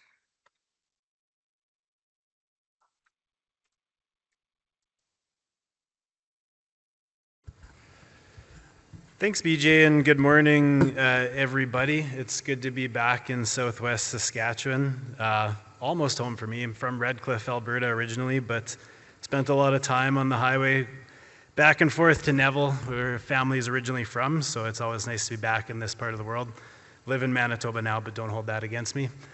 I'm happy to be here on behalf of Pulse Canada to talk a little bit about the work on the market access side that we've been undertaking on your behalf, as well as our work into market development. Maybe we'll start with a brief overview of where things are today, talk about some key specific markets, namely China and India and the United States, and then I will highlight some of our diversification efforts. So for those of you not familiar with Pulse Canada, we are the national industry association that represents the growers, traders, and processors of Canadian pulse crops. So that includes, our membership includes, of course, Saskatchewan pulse growers, as well as the pulse growing groups from Alberta, Manitoba, and the bean growers in Ontario, as well as representation from the Canadian Pulse and Special Crops Trade Association, so the company is responsible for the handling and exporting of pulse crops. So a brief overview on where production is at today. You can see that over the past 30 years, pulse crops have really come on in a main way thanks to the work done by those in this room. Typically peas and lentils driving most of that production, and Saskatchewan driving the lion's share of that production here within Canada. Where do they go? Well, they go, frankly, to 120 markets around the world, but there are specific regions and specific countries based on the crop type that are going to be most important. The bulk goes into the Indo-Pacific region right now, so that includes India and China. It also includes markets that are coming on like Pakistan, Bangladesh, some in Vietnam, Indonesia, Philippines, areas where we do have diversification efforts right now to try to tap into the potential that exists. The growing middle class in the Indo-Pacific is something we're watching, and it's a very, very large population concentrated in that area. We also, as you can see on the screen, have traditional markets in the Middle East and North Africa, are starting to explore more opportunities in Latin America and South America, and do rely on the European market as well as the United States for some higher end, higher value kind of exports. I'll start with China, and if you've been following the news over the last, frankly, a year and a half, you'd have heard a lot about China and specifically pea exports to China. China is an important market for us and traditionally has been built on relationship. It dates back well over 30 years. They import a lot of peas to use in their noodle market there, so they buy a whole pea, fractionate it, and use the starch in the making of vermicelli noodles. Very popular. There's also a segment that goes into livestock feed. China is also a market that's very heavily dependent on relationship, and so they like to work with folks that they know, and this is where Canada does have a strategic advantage at the moment because they're familiar with our product and familiar with our companies, quite frankly. So there's been relationships established over decades, which are really hard for other markets to come and supplant. We did see that relationship strained over the last several years. It started in 2017, 2018 with the arrest of Meng Wanzhou and the retaliation with the two Michaels. We saw canola targeted very specifically, but peas continued to move. And I think a reason behind that is with respect to the fact that there's no logical replacement or market that can step in and fill that gap for peas. At the time, Russia did not have access to the Chinese market. They subsequently do, but at that time they did not. And so we did not see pea imports targeted in the same way that we did canola. China very quickly, when India closed its doors in 2017, became our largest market for peas. It's since been replaced by India now that it's back open, but you can see on the screen there, even over the last 5 years, and this includes with India being open for a year, responsible for almost $4 billion worth of exports. So we're talking real volume and real value back to the farm gate. In late 2023, we had the Prime Minister of the day, Trudeau, who made a decision to place tariffs on EVs and steel and aluminum coming from China, doing so in lockstep with what we saw out of the United States. And this led to retaliatory tariffs by China placed on peas, 100% on peas, also on canola, oil and meal, and pork and seafood. And effectively, one of our most important markets overnight became very much more expensive to do business with. We hit the ground running on this. Not only had we advised against the government in terms of putting in place the EV tariff to begin with, but within 10 days, Pulse Canada, after learning of this announcement, had folks on the ground. Carl Potts is here. He was one of them representing you over in China, focusing on what we could control. Governments can disagree. They make political decisions for political reasons, but our role as an industry association is to provide them with facts and to provide them with solutions for how we can move forward. And that was our focus on China. So we have, because of our relationship, key contacts, both with customers as well as with industry associations and some at the government level. And we were over there from the beginning, ensuring them that this was politics, not preference for us, and doing what we could to help them lobby their government as we lobbied our government to find a solution to this problem. That included missions, as you can see, several missions at the time to China over the course of 2025. It really came to a head in November as we kind of saw a little bit with the new Prime Minister in place, a little bit of a softening in the relationship with China and a bit more of a will to work towards something that may be concrete with respect to removing the tariff. We did see a climate that was, as I mentioned, that was softening, and we played a small role in that in terms of meeting with customers, meeting with industry associations, ensuring them that Canada is still a reliable trading partner. Originally when we had first been over there, we were told there was about a 6-month window. They prefer the Canadian product. Not all peas are the same. They've built systems around using the peas that you all grow. And so they want to use the Canadian product, but at a certain point, that 100% tariff becomes cost prohibitive and they do have to look elsewhere. So we had been given about a 6-month window where they may be willing to take on and pay the extra amount until they had to look elsewhere. Obviously, that kind of came to a close in the fall and late and early winter, and so we were concerned that this was not only suppressing pea prices, but also going to effectively lose us key customers that are very hard to get back. So we had meetings upon meetings upon meetings, and I really don't like getting up here talking about meetings because I know it's outcomes that you're focused on and it's outcomes that we're focused on, but it was really to try to raise the importance of the issue. Peas were disproportionately impacted by the 100% tariff as a crop because of the importance of bulk exports into China. So whether it was in Ottawa or Beijing, we were advancing solutions. It didn't matter if it was with the Prime Minister, the Agriculture Minister, or Trade Ministers.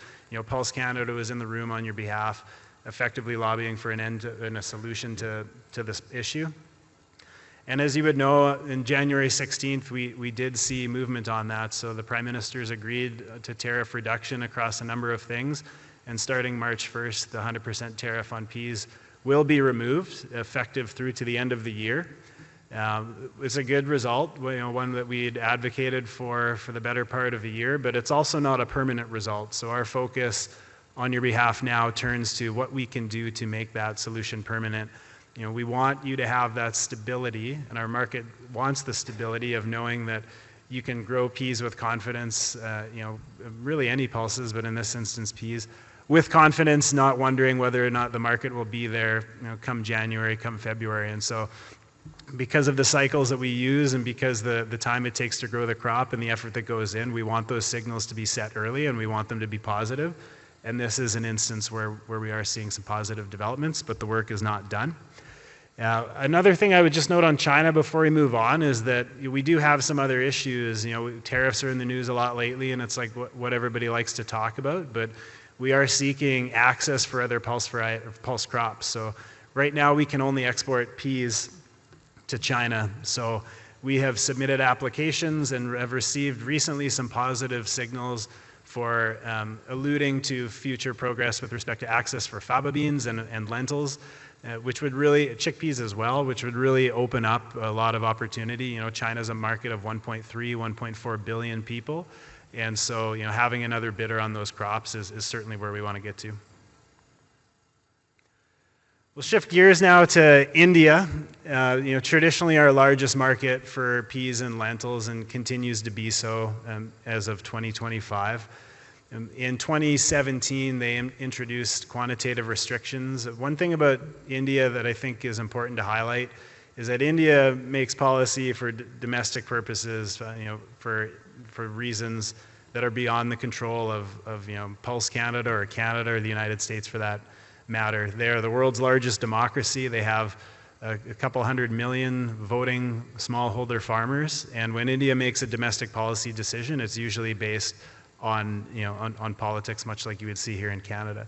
And so in 2017, they introduced quantitative restrictions on peas, effectively shutting Canada and the world out of exporting peas into India. Fortunately for us at that time, China did step up in a big way, and we were able to divert a lot of that product.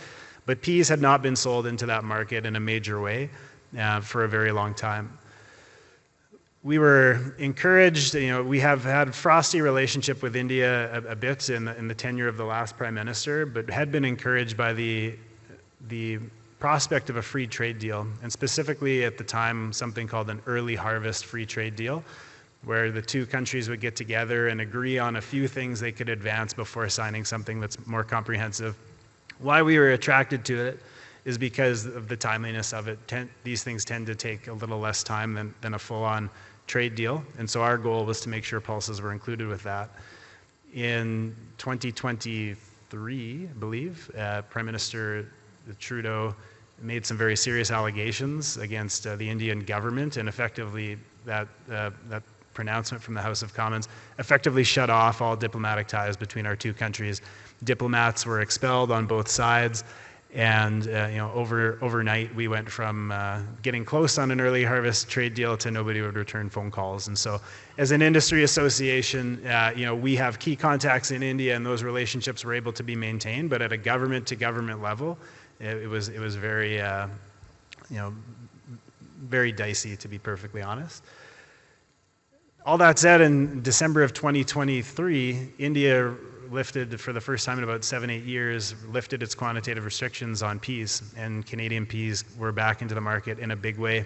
It did so at first for a few months, but now has even extended this right through to the end of 2026. And as you can see, you all in this room, those of you who grow peas stepped up in a big way, and we were able to send almost $800 million in 2024 alone to India from a market that the year before would have been next to zero. So a little bit of mixed signals. On one side there are frosty relationships, on the other side, peas, as I said, India is not doing this for political purposes or its relationship with China. It was doing so out of a need for the product. Late last year, they did decide to place a 30% tariff on peas. And so for you in this room, what that meant is that the two most important market for peas face tariffs in prohibitive ways. The Indian example is perhaps a little bit different than China because it was not on Canadian peas, it was on peas of all origin. And obviously the rate was a little bit lower, so there was some product that continues and does continue to move. But from a Pulse Canada perspective, it was something obviously that we have an interest in resolving and providing some long-term.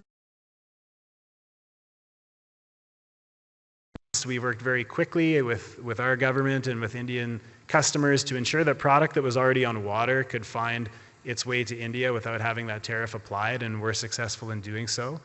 Our goal is always going to be no tariff, and because this is a little bit different, it's applied to everyone. The main message with India is, as I mentioned with China, is around stability and the signals it can send.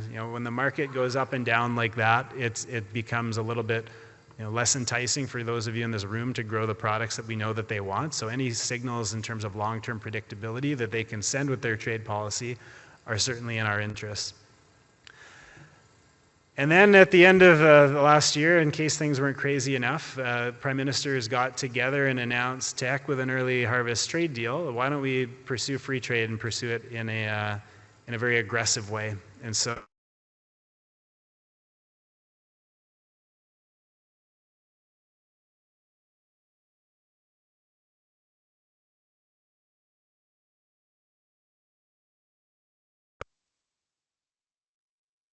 lexicon for free trade deal, and that is what we are working on for 2026. So as of right now, we still do have that 30% tariff applied on peas of all origin, not just Canada, but with the announcement of this new comprehensive economic partnership agreement that's being sought between the two nations, Pulse Canada has formed a committee of which Saskatchewan pulse growers have representation on, to ensure that our industry's position is known amongst negotiators as they hit the tables. These deals typically don't happen quickly, but this time is different. If you watch the news and talk, there's a lot of talk about trade and deals that can be secured, and India very much in its own is looking to shore up key things that it needs for its economic future and the future of its people. And food in a big way plays a role in that. And so we actually expect to see movement on something on this in 2026. If not, when I'm back up here next year, you guys can give me a hard time, but it does feel a little bit different this time. And pulses are uniquely situated. Pulses are our largest single export to India. And usually when I say that in the context of agriculture. But that's not the case. The largest thing that Canada as a country exports, the highest value to India, is pulse crops, as represented primarily by peas and lentils. And so the pulse sector in general has a bit more clout, more skin in the game, and therefore a bigger seat at the table, I think, in terms of informing Canada's negotiating position. Whether that looks like tariff rate reduction or tariff rate allocation, we'll have to see. Those are what trade negotiators like to talk about. But our key results that we're looking for here is favored access for you in this room, so you can continue to serve that market and be rewarded for what you do. I'll touch briefly on the United States here. I don't have to tell you in this room that there is a review of our free trade deal, the CUSMA deal, with the United States that was predetermined to happen after its signing and will happen July 1st. So countries right now are consulting their individual stakeholders. Pulse Canada has submitted on behalf of the pulse sector for what we would like to see. And the general consensus amongst groups, certainly on the agricultural side, but I think from Canada as a whole, is make no changes and let's continue this agreement for the next 10 years. The climate in the United States is somewhat different, where you do have certain members of Congress and political parties that are actively seeking either changes or not as sold on the benefits of free trade as we are.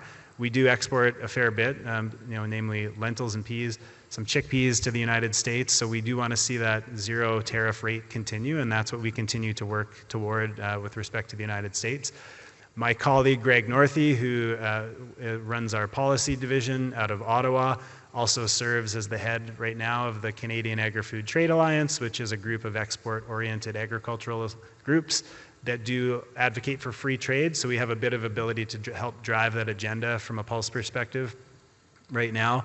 They regularly take meetings with negotiators and officials here in Canada as well as the United States, espousing the benefits of free trade, because we know that it has been a great boon to not only to our sector but Canadian agriculture in general, and it's something we'd like to see continue.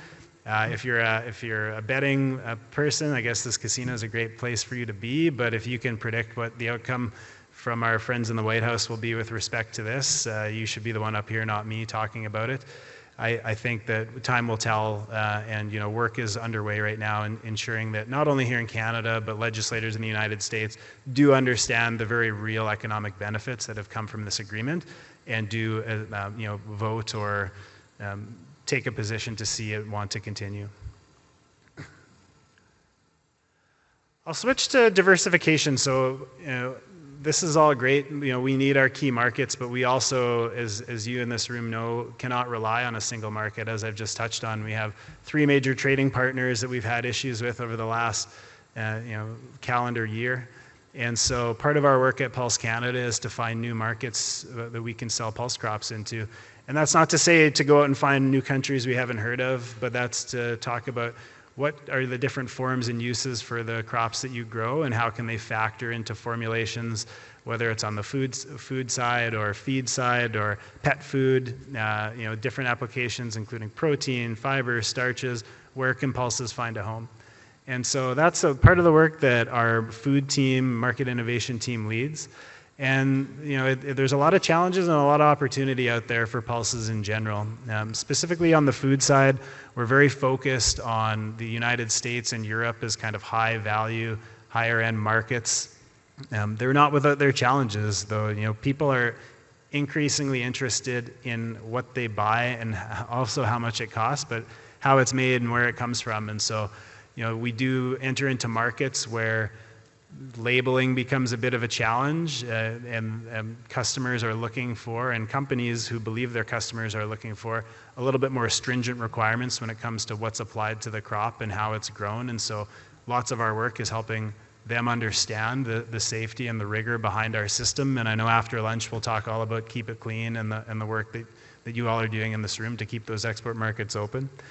Our challenge becomes understanding what the customer wants and how the company can help meet those customer needs, and then developing a solution with them on how they can get that done. So that's whether it's espousing the sustainability benefits of pulses, if that's their market play to their customers, if it's a nutrition angle, high in protein, high in fiber. Pulses have a relatively good and beneficial story to tell, and can factor into a lot of different markets just by the nature of the crop. We suss out what those key competitive advantages are and what they are for Canada relative to just a pulse being grown anywhere in the world. And then we take that information to companies and work directly with them to try to help them understand how including pulses into what they provide will be beneficial to them, and certainly beneficial to our sector. Talk a little bit about pet food. It's not one of those ones that gets people overly excited, typically until they dig a little bit deeper. Pulse use in pet food traditionally has been done here in North America and in Europe for what they'd call a grain-free formulation, as pulses are an obvious option. We're trying to get folks to think about the opportunity in terms of this, that people spend a lot of money on their pets. And I see a few people nodding in this room, and the last time I'm sure you went to pick up a bag of dog food, it can be said that there is opportunity in this market, and it's not just a low-end place to dump crop, but there's a real opportunity. And so we're exploring that market both as I mentioned, in the United States and Europe, but also we're seeing significant growth in places where there's large populations, so Southeast Asia and the Asian market particularly, some into Latin America.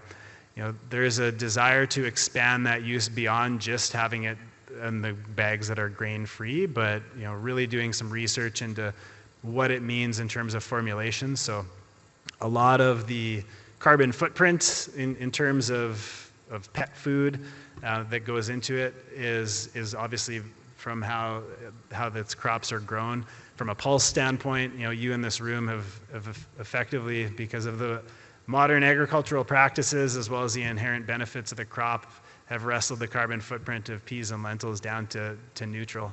And so it's a really beneficial thing to be able to take to companies who are worried or concerned or facing external pressures about their products and say, look, adding peas, as you can see there, I don't know how your Mandarin is, mine's not so good, but going around to markets and talking about incorporating peas into your pet food formulation can actually lower the carbon footprint by 47%.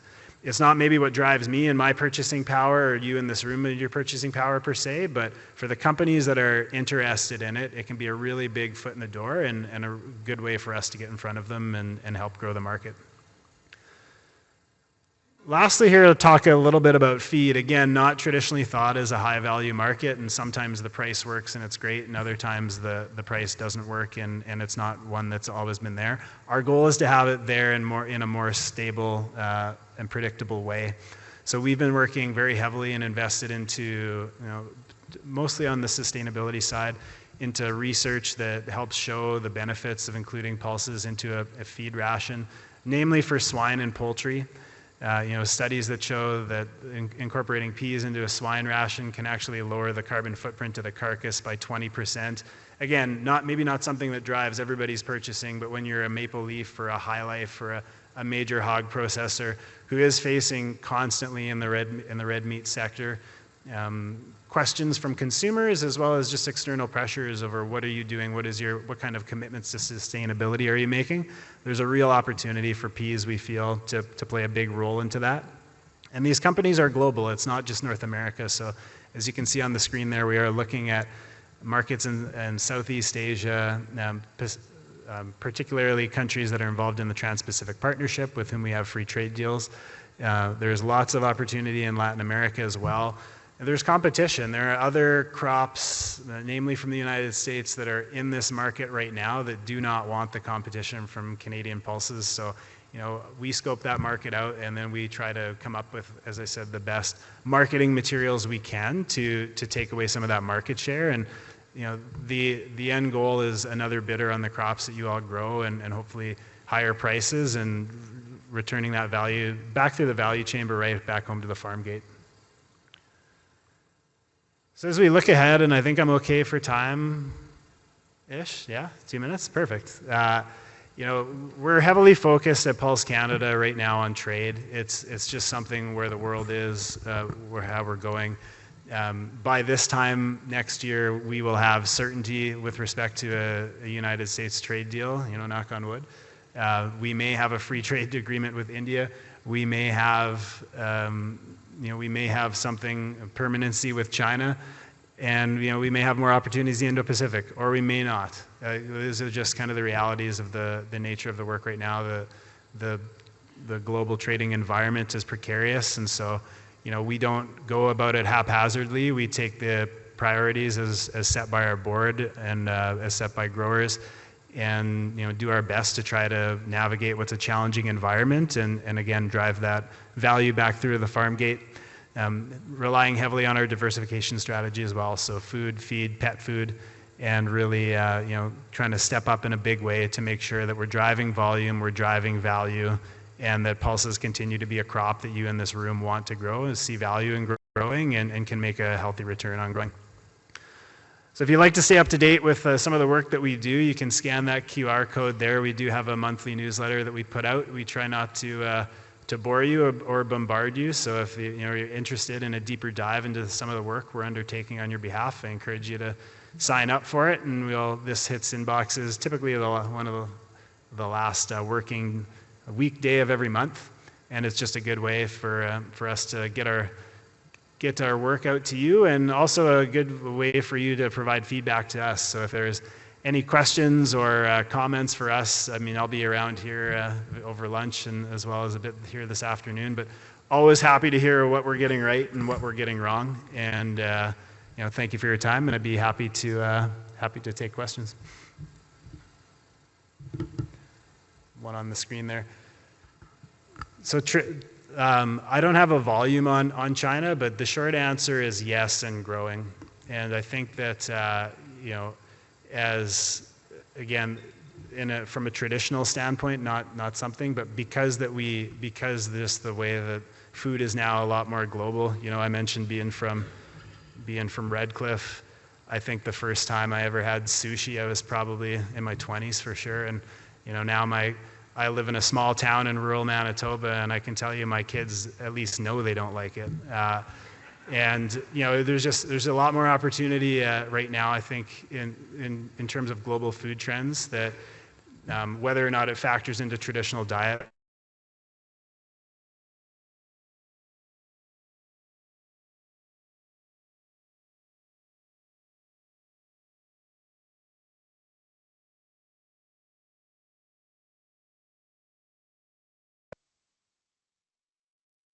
Continue to be connected. When Pulse Canada met with grain growers of Canada, was there any concerns expressed about the amalgamation of Bunge and Viterra, and what would that do to market choice? And if that improved diversification, if it did, then when will that show up in any form of price increase in lentil prices? This market diversification is of great interest to all commodities, not just pulses, and we are failing to see very much of a price increase along with our excessive amount of energy that we're putting into improving production and yields as time goes on. So there's a few dichotomies to deal with. Okay, so first, quickly on the Bunge Viterra. So I mentioned that we're a value chain association, so Sask Pulse Growers are a member of ours. We also have membership from Bunge, and at the time, or Viterra. So that was kind of a grower-driven issue, which typically Sask Pulse Growers would take through organizations like the Grain Growers of Canada. So where there may not be alignment on a few issues over the companies and growers, that is the avenue where those kind of things would be pursued. So we wouldn't have taken a formal position on that particular merger.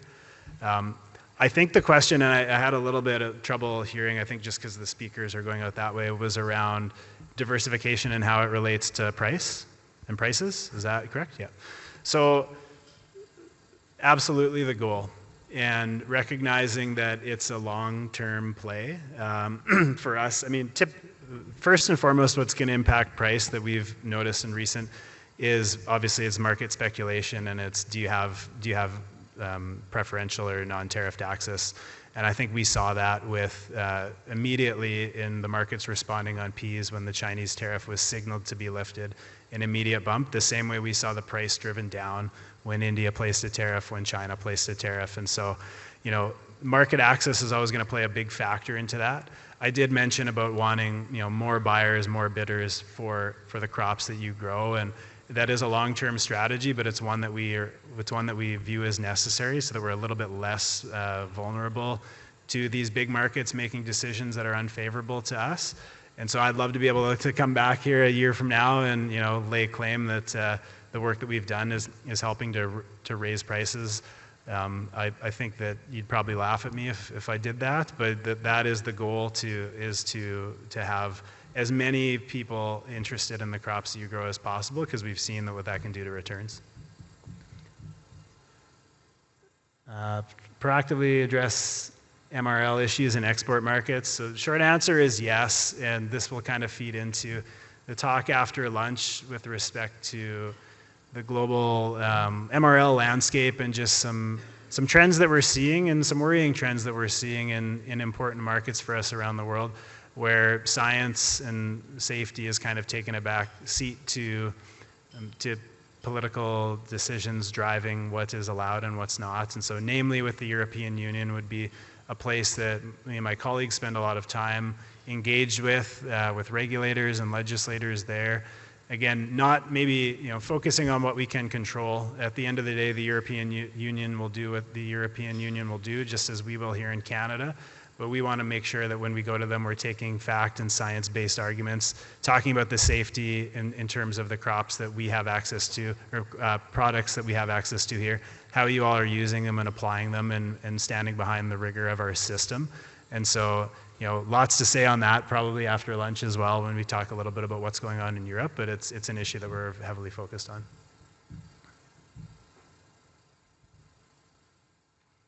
Okay, thumbs up. I'll get out of your hair. Thanks for your time.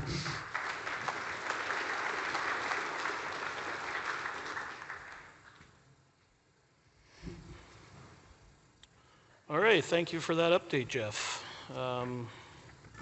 This will conclude our morning sessions. That beautiful smelling lunch today has been sponsored by Syngenta Canada, so we want to thank them and invite them to the podium to say a few words before we break. So I'd like to invite Carolyn Wilson. She's the technical lead with Syngenta for fungicides, insecticides, and plant growth regulators for row crops in Canada. Welcome, Carolyn.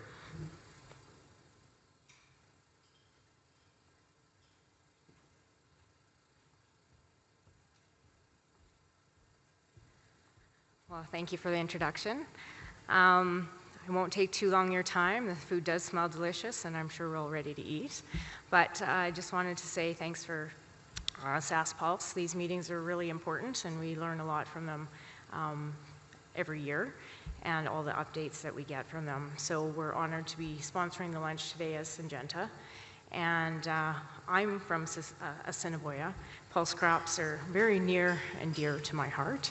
And I'm just really excited to be up here today introducing one of our new fungicides for focus in lentils. Mike talked about today how important anthracnose has been in regards to the incidents that we're seeing around the province of anthracnose and other, obviously, pulse diseases. But we're going to be introducing Alatus Era for the 2026 season. And it's the evolution from our current fungicide of Alatus, and brings a number of different benefits for you guys. One being that we're pairing our current group 7 SDHI molecule of solatinol with prothioconazole as a group 3. So we're moving away from any group 11 activity in our combination of our product. As Mike also mentioned around insensitivity of fungicides, group 11 insensitivity of anthracnose is prevalent, and of all the work that SPG and Ag Canada and other organizations around the province have concluded a number of years ago already, that there's chances are that you have some sort of strain that is insensitive to group 11s within your fields at some point in time. So we're moving away from that and standing behind our, like I said, our solatinol molecule, which we know is the only group 7 that has activity on anthracnose. And with the pairing of prothioconazole, we also widen the window of application of this fungicide. So really important to get in front of anthracnose at 0 to 20% flower timing as far as activity, but now we also have white mold control if that's a concern on your farm as well, and all the way up to row closure. So widens the window, adds new diseases, has built-in resistant management, as well as plant health benefits with solatinol. We did have an extensive program this past season with a number of growers, and maybe some of you in the room were participating in that, so thank you if you did. But the results were really clear. So within our large-scale field trial across the province, talk about yield and pushing some of those genetics. This morning, Laurie talked about that, and understanding your integrated pest management systems and how to get the best product out there. Against untreated, we were seeing upwards of 10 bushels an acre bushel increase. And against all competitors out there, we're really excited around the results that had come in as well. And when we talk about return on investment, it was putting another $50 into the pocket of a customer who is using our products over a competitor. So super excited to bringing Alatus Era for you guys this season. I think it's the next step forward for disease control for your lentils, and hope you have a chance to try it. I encourage you all, if you have questions, reach out to your local Syngenta rep. and or your retail, and hit them up with the questions that you have, and hopefully have a chance to try it. Thanks, everybody. Enjoy your rest of your afternoon.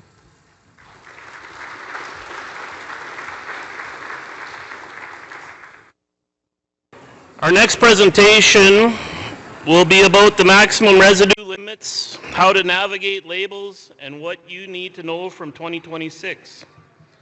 I want to welcome Jeff English from Pulse Canada back to the program.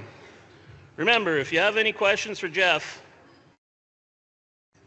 please enter them into Slido at any time during the presentation. All right, thanks BJ, and thanks, hello, I guess good afternoon to everybody, not quite.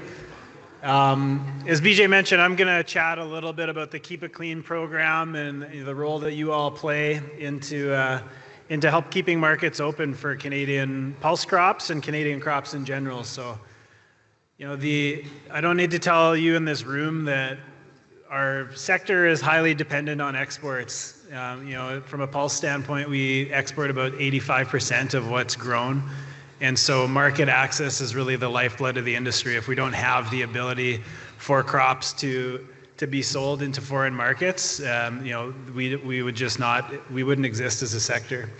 And what that means is that around the world there are different, we'll call them entry requirements in different markets. And you know, we in this room need to know what they are well before seeding, to ensure that the crops and the way that they're grown will be acceptable to those end-use customers. And so, you know, you'll hear the word MRL a lot. You know, it was brought up in the last session we spoke about here, but understanding and meeting MRLs has never been more important. And specifically, as testing gets more stringent, it continues to be a very important issue, and one where the sharing of information and ensuring that everybody has the right message and the right tools that they need in order to produce the crop in a safe, responsible way has never been more important. So the maximum residue limits, I won't read the definition for you here, but kind of what matters is how they're set. And so from a Canadian perspective, that's done through PMRA. You know, we always set well below any sort of risk, and really an international standard which helps ensure that crops can continue to flow. And you know, we need to meet MRLs not only here for Canada in terms of acceptable for food or feed, but also set by destination country, as I mentioned, to avoid any trading disruptions. The problem lies in that MRL policies are inconsistent, and one market may have a higher or lower MRL for what they deem acceptable to another. And so really what we try to preach, you know, if you think about it from the trade standpoint, where we're trying to preach predictability and stability, MRL goes hand in hand with that. We do have a national MRL list. We're a part of Codex Elementaris, which agreement signed on to, whereas there's no established MRL. Our default is 0.1 part per million. Not every country subscribes to that, or they may set their own defaults. And often what we'll see is that if they don't have the standard Codex default, for instance, in the European Union, the default is set so low that effectively to shut products out of the market. And so, you know, as you can see there, the lack of pathway for missing or misaligned MRLs like that can become an export problem for us here in Canada and for other countries as well. But you know, you can see the examples on the screen there, just how different export markets may treat a product, and the reality is that it's a bit of a mixed bag out there. And so, you know, our job as Pulse Canada becomes not only helping advocate for more uniform or aligned MRLs based on sound science around the world, but also ensuring we're sharing information back through grower groups and directly to the grower, so that you go in eyes wide open to every growing season, knowing that when it comes time to sell your product and your crop, that you'll have buyers that will take it. So our markets are forever changing. You know, I'll touch on a couple of them here. Diversity is important, and with that diversity, work comes on our side ensuring that MRLs are established, and they're established at thresholds that we know that not only we can meet but exceed, but that are realistic and science-based. And you know, what we're seeing right now, and I touched on it a little bit before, specifically around the European Union, is that when Europe, as an important market for us in certain crops, lentils specifically and beans, but also when Europe makes a decision, the world takes notice, and some often either mimic or follow along in suit. And so the significance of what Europe does is maybe amplified by the fact that other countries are paying attention to, and often try to align with what they're doing. And so with respect to the European Union, we are seeing a lot of notifications back through their system where it's very clear that testing is increasing and increasing daily, and the list of products that they're testing for continues to increase as well. And so if you've heard, even back anecdotally here through a grain buyer or rep of an issue that wasn't an issue 1, 2, 3, 5 years ago with a product you've used and continue to use safely and responsibly, that's probably why, is that the different products are being tested for, and a company may decide on any given day that a certain product that never mattered to them because of political or external pressure does now matter, and all of a sudden it goes from being fine last year to unacceptable this year, and now we have a problem on our hands. So the European Union is moving away a little bit from its Green Deal, farm to fork strategy there, but they do have a vision for agriculture which does not align with our vision for modern agriculture here from a Pulse Canada perspective, and I think from a Canadian agriculture perspective. So they are moving toward, dangerously close towards something that we would call mirror clauses, which is to say that any product imported into the European Union must be grown to the same standards as product that would be, of how it would be grown in the European Union. And what this could mean or means is that any products that are banned for use by the European Union, for farmers in the European Union, would also not be allowed to be used on product that's being imported into the European Union. And that would be a very large problem for Canadian growers and for other growers. Effectively, the way I would describe it is their farmers feel it's unfair competition that you in this room would have access to tools that they would really like to use, but their government won't let them. And their solution is to take those tools away from you so that they can compete with you. And it's our job to make sure that doesn't happen. So how do we manage this kind of risk? I mean, there's always going to be inherent risk. You guys are some of the biggest risk takers I know every year, putting a crop into the ground and hoping it springs up. There's always going to be trade-related risk and risk of disruptions. Our job is to try to mitigate that as much as possible through science, through predictability and systems. And we work very collaboratively at Pulse Canada with the Canola Council, Cereals Canada, as well as groups like the Canada Grains Council, Government of Canada, our industry regulatory partners, to make sure that as a sector, as an industry, that we're aligned on what the long-term vision for growing crops in this country looks like. As we know that because Canada is such a vast network, our supply chain is huge. It takes a lot of effort to get lentils off a field in Val-Marie to a plate in India. At any point in the system, as you can see on the screen here, the opportunity to test exists.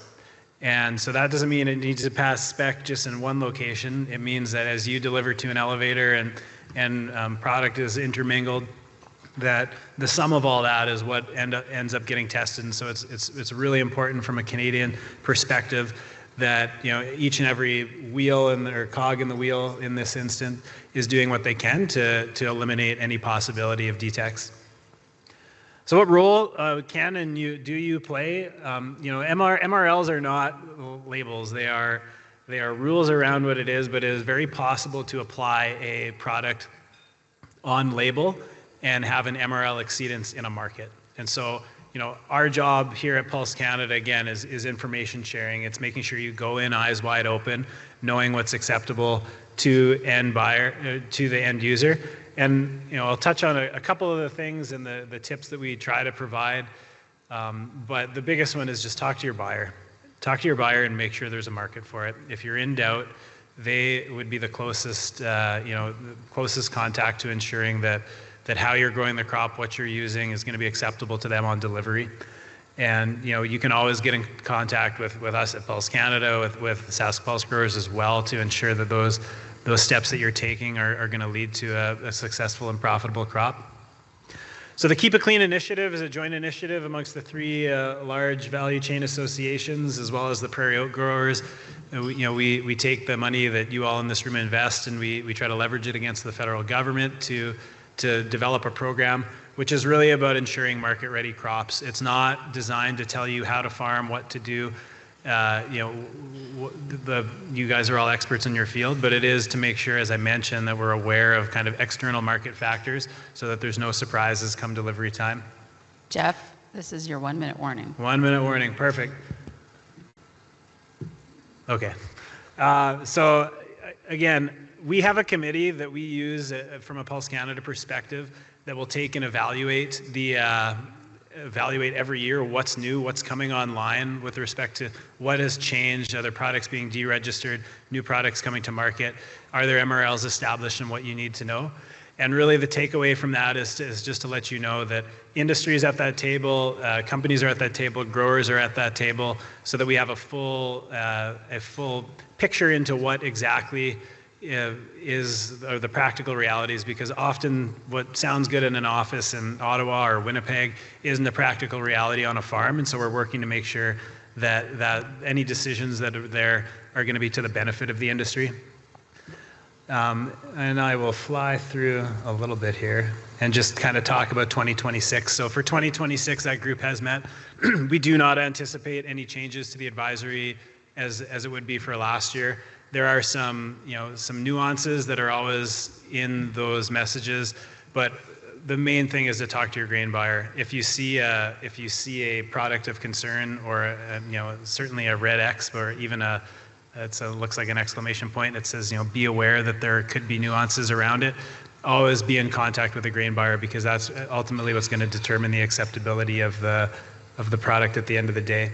And so I know that there have been talks recently around issues on carbine, things like that have come to notice. Always musings about dicot in this area, and we can chat offline for those of you who'd like about what's acceptable and what's not. At the end of the day, it is about information, and this program is something that we can hold up not only just here in Canada but around the world as an example of what you all are doing to ensure the safety and reliability of Canadian crops. It's why they're in demand around the world. And so look for the launch of this as the growing season commences here in the early spring. And as always, if you have any questions with respect to the Keep It Clean or the work being undertaken, you reach out to myself, reach out through Sask Pulse Growers, and we're happy to do our best to make sure you have the information you need to grow the crops you grow. Got some time for questions? All right, we're good? Okay. Research and MRLs with glufosinate desiccation, any chance the chemistry gets approved again? So we've invested a lot of time and effort right now into, and this is what I'll say is, like, those decisions that are made by the companies which own the technology. And so, it's very possible that they would take a look at the landscape and say, we do want to market this for use on whatever crop. Where we come into it is making sure that the rules as they are today are what's communicated. And so, we've had a bit of a campaign around glufosinate desiccation and its use, and there are not applications for it on pulse crops. Mainly it's off-label in many instances. Some lentils, I know that there's some nuances there, but like peas specifically, it's not registered for use and it's off-label. And so it's, as I mentioned before, things are being tested for that never used to be tested for. And I can tell you on this that there is a growing interest in testing for this as a desiccant, and on pulse crops it will create big problems. Switch back to swathing. We're going to need to switch back to swathing in the future to growing concern Roundup and Reglone. So, I mean, those are decisions, obviously, that will be made by you in this room. I don't believe that out of necessity that you may end up getting there, and certainly we'd have folks available to speak to the technology and what that kind of right interval would be in terms of when you cut and whether or not you think it needs a bit of a dry down in the field. But, I think I think, again, it comes down to what works on an individual farm, knowing the rules that have been set. And you know, our job right now is maybe not to get into how or what you should do, but make sure everyone has access to the rules. And I think, you know, 99.999% of shipments that we send out of this country go and operate without incident. And, you know, we'd obviously like that number to be 100. So the system as we have right now is certainly working. It's just our job to make sure that it stays top of mind. We're good? Okay. Thanks for your attention.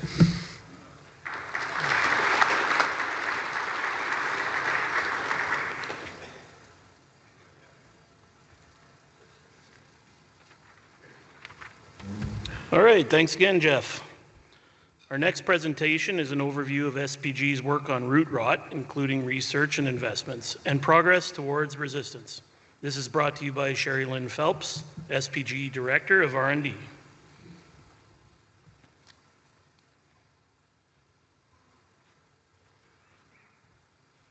Thanks, BJ. It was nice to see that earlier this morning, root rots was one of the prime issues that you're dealing with, and so this talk kind of relates to what you guys are concerned. I guess that's not such a good thing about root rots, but it's important that we're presenting the investments that we've been making on root rots. To start with, I'm going to give you just a little overview of what projects and the amount of dollars that we're investing in the root rot space. So this slide here demonstrates the number of researchers and those that are working in this space and working on more projects and are the most, the ones that you're probably the most familiar with. So the darker and the bigger the name, the more projects they're involved with. So you'll recognize names such as Michelle Hubbard, who is with Agriculture and Agri-Food Canada here at Swift Current, Shyama Chatterton out of Lethbridge, Sabine Benitza, who is the lead pathologist with the university. And because this is based on the number of projects and not the size of the projects, it's a little bit skewed because Sabine is actually leading a $6 million root rot project that's in the second year of development. So it's important that we recognize all the people that were involved or that are involved. If I had showed this slide 10 years ago, 15 years ago, there might have been one or two names. So you can see in the last 15 years, we've really worked to have every possible body in the research space working in the on root rots. Here's a list of the different organizations, and I know some of this is too small for you guys to read, but it just demonstrates the number of public and private institutions that are working on root rots. And because we're talking about root rots, I can't help but kind of go back to my agronomy background and think of the disease triangle when I'm talking about funding. So I've divided the projects based on the disease triangle. So what are we doing in terms of the pathogen? What are we doing in terms of the environment? And what are we doing in terms of the host crops? So these three different areas I'm going to talk a little bit further about and in more depth in terms of what we're funding. Root rot investments, we've had a large number of projects that have been approved, that are underway, that have been completed, and ones that we're really looking forward to in the future. To date, SPG has committed $20 million worth of dollars into root rot research, and we've leveraged up to $53.5 million. So that's a lot of investment that's happening in the area of root rots. We have 20 projects that are completed and 35 ongoing, and you can see that the 35 ongoing out of the 20 million that we had committed is still taking up the largest amount at 17 million. So there's a lot of work that is currently underway and a lot of work that is showing some exciting results and has a few years to really get to the final end stage for those projects. I've broken it down here from host, pathogen, and environment, and you can see that the host numbers are the highest, so that's where our largest investments are. And those are things such as breeding, developing varieties that have resistance, developing the tools to allow those variety selections to occur more efficiently and more effectively, as well as looking at the management of those host crops. The pathogen investments have been the next one, and that's really understanding the biology of the different pathogens. And with environment being the least out of our control, that is the one that we also have investments in, but not to the extent at this point as the others. So let's dive into a little bit on the host research and the investments that we've been making here and some of the results. So in terms of resistance to Aphanomyces, these are the pulse crops that we have access to across Saskatchewan and Western Canada. And we know from the research that's been done on the host susceptibility that peas and lentils are equally susceptible to Aphanomyces. Dry beans and faba beans depends on the variety and also depends on the isolate of Aphanomyces that is in the soil. And I'll show you a little bit more on that. With chickpeas, there's some partial resistance. Fenugreek, we don't have a lot of information, but it is believed that they're a non-host as well as soybeans and lupins. What we are working on also, besides Aphanomyces resistance in hosts, is understanding the other pathogens, so the Fusarium species and how other crops interact with increasing those species that are infective on pulses and how the other crops impact that. So things like looking at Fusarium avinaceum, which we know is one of the main root rot pathogens for pulses, but it also can be involved in the Fusarium head blight complex within cereals. So how does that interact and how do we utilize that to try and mitigate the risk? Some of the host research, when we look at developing germplasm and investing in breeding, just some basic information. Peas, we do have partial resistance in some lines, and we have identified a number of the genes that are involved. So the race really is on to try and stack those partial resistance such that you have multiple levels of the partial resistance and different genes involved in there to give us the best protection as possible.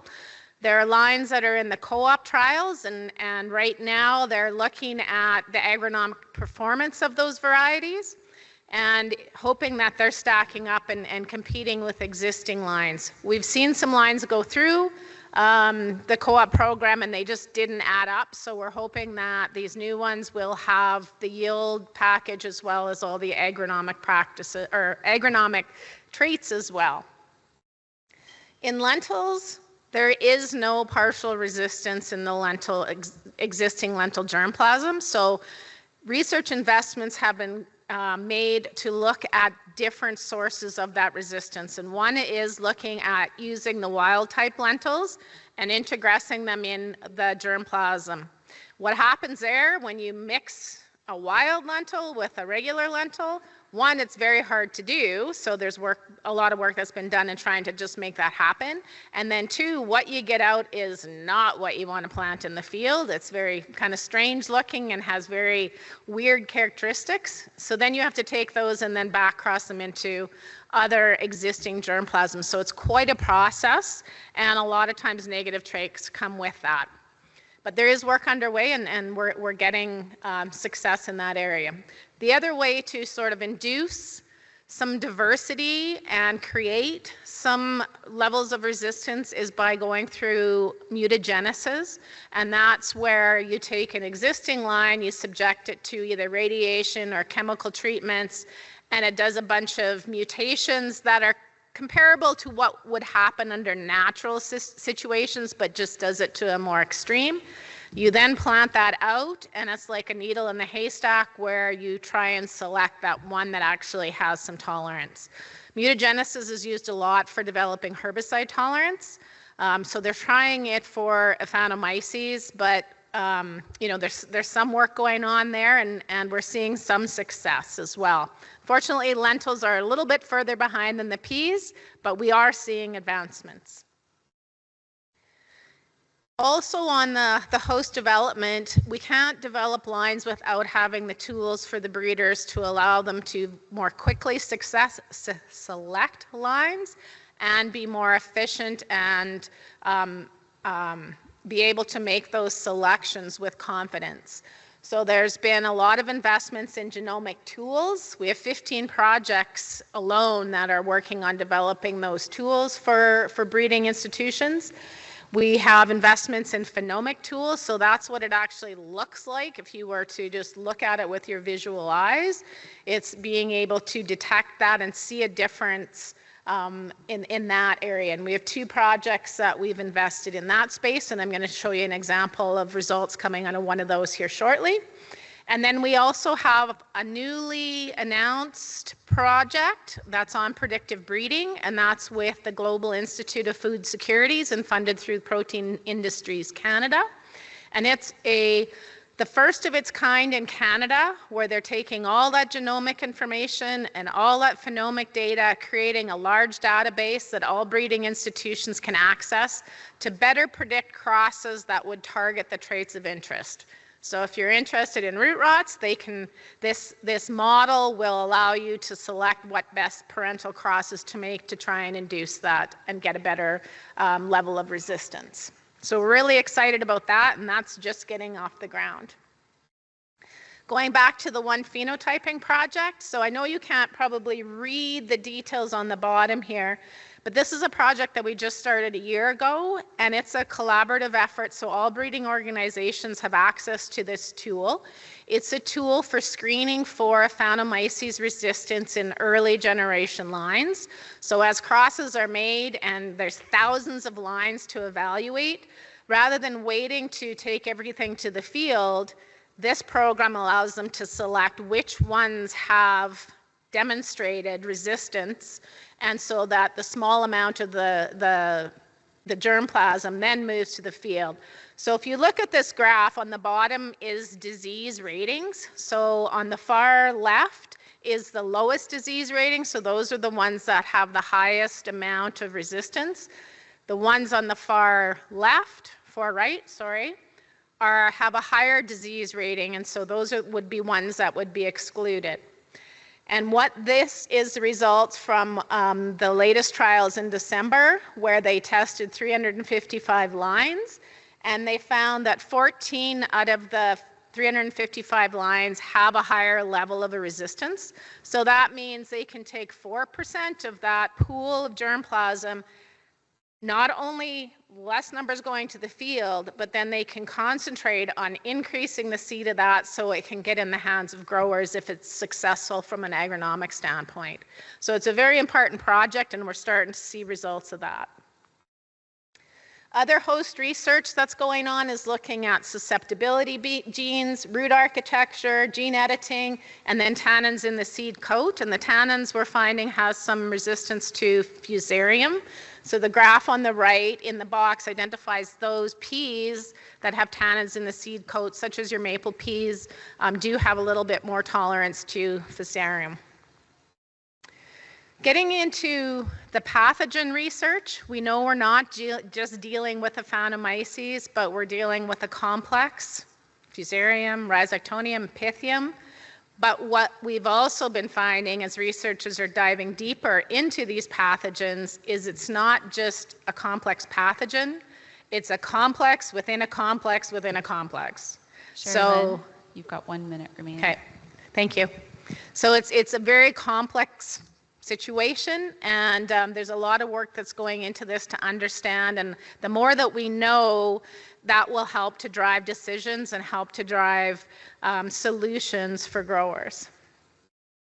One of the things that they've been looking at and working on with Aphanomyces, because it's very difficult to work with, so there's been a lot of protocol development and protocols being refined for your soil test analysis, for example. And what we've also been doing is a lot of survey work where isolates are collected, and then those isolates are evaluated for their host specificity. And what we found is that different isolates of Aphanomyces are showing different aggressiveness on crops. The graph on the right, and it's a little bit hard to read, but it shows 3 different isolates on 4 different crops, and those crops are dry beans, faba beans, peas, and lentils. And it shows that one isolate is stronger on peas. It shows that another isolate is stronger on peas and lentils, and then the third isolate actually also is very aggressive on faba beans. So we're learning that it's not as simple as just dealing with straight Aphanomyces, that different Aphanomyces have different infectivity and aggressiveness. On the Fusarium side, it's much easier to work with, but there's a lot that's not known in pulses, and a lot of the work on Fusarium is just underway. A lot of research has been done looking at biological and chemical controls, and we know that we have no silver bullet, but we still continue looking at this. There's some RNAi technology that's under development, and one of the key things coming out of the last bit of research from last year was looking at integrated strategies, so looking at lines that have partial resistance and then growing them with some of the products or some of the practices that we know might have a little bit of impact to see if we can really impact the level of root rots. And we found that when you combine the seed treatment, in this case was Rancona Trio, with more resistance, with partial resistant varieties, we're actually seeing an improvement in the root rots. In the environment side, again, like I mentioned earlier, there's less that we can control here. So, water is the enemy when it comes to Aphanomyces. So managing water is important, and there's some projects looking at that. There's projects looking at also kind of liming and calcium. And the graph on the right shows a little bit of work that Michelle Hubbard's been doing on gypsum, where in one trial they actually did see a benefit, but it was 1 out of 10 site years, so not consistent, but they're exploring it further to see what the value there is. What is important is to continue surveying. The surveying allows us to see shifts in population, allows us to identify the isolates that's out there and understand the pathogen that's involved. One outcome from some research investments is the development of the Area app. Has anybody here heard of the Area app or used it? Oh, a few people, yes. So this is an app that Dr. Steve Shirtliff and his team at the University of Saskatchewan developed, and it takes Google Earth satellite images and has identified what crops have been grown in rotation in every field in Saskatchewan for the last 15, 20 years. And then they've taken the environment data and looked at the environment in those fields, so how much moisture there has been when those pulses were grown, and it gives then a predictive risk of Aphanomyces for the following year. So what I did here is I just took a snapshot of what the Swift Current area looks like. And those are all individual fields that are marked out in the blocks, and the green is lower risk. As you go to yellow, orange, red is higher risk. And I took a field in this green dot here, which was a high risk field, and it'll give you why it is predicting it is high. So it's a great tool, especially if you don't know the history of your land and just got some new rented land or bought some new land and want to see kind of where the risk is at. Highly recommend checking this out, and the link to it is on our website. Some of the other initiatives with root rots is we've established a root rot task force, and that's between Alberta, Manitoba, and Saskatchewan pulse growers. And with that, we are trying to do a collaborative effort on funding, research, making sure there's dollars available that the research can happen and continue, and also a collaborative effort on communication where we've established the rootrot.ca website, so a great resource for information with the latest risks, and also it would have the link to the Area app as well. And with that, if there's any questions, we do have a new publication that will be available here in the next couple months. And I also encourage you to go onto our website and link into the research area where you can find a lot more detailed information on the research project investments. With that, any questions? If I have any time? No, I don't have any time. Sorry. If not, find me during the day. I will be around and I can answer any of your questions. Thank you.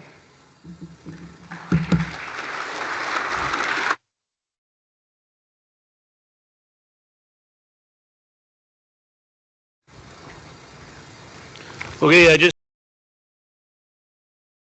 these meetings, I think, since probably around 1999, and I'm pretty sure it's been about every time the disease area triangle comes up pretty well every meeting. So I'm glad you ticked that box for us, Sherrilyn. Our next presentation is an overview. Oh, wait, just a second. Sorry. Our next presentation is an update on SPG-funded weed science research presented by Racquelle Peters. Racquelle is a research assistant in the Agronomic Crop Imaging Lab at the University of Saskatchewan, where she conducts statistical analysis on field crop trial data and contributes to field operations during the growing season. She is also one of the investigators of the new SPG-funded weed science research program. Welcome, Racquelle. Hi, everyone.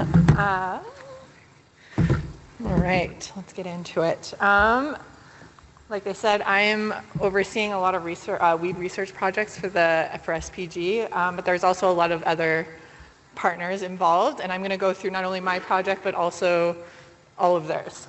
So before I jump in, I wanted to give the quick why. In general, as we know, pulses are really poor competitors early in the season. With limited in-crop options, weed escapes can translate into yield losses pretty quickly. Add increasing herbicide resistance and weather-driven variability, and control is less predictable year to year. So, SPG has built and funded a coordinated research program to strengthen weed management in pulses, spanning integrated kochia management, herbicide screening and resistance, seed bank reduction, disease interactions, and mechanical innovations across 5 complementary projects. So the first, and this one is the framework for a collaborative kochia management program. This is led by Dr. Steve Shirtlift and myself.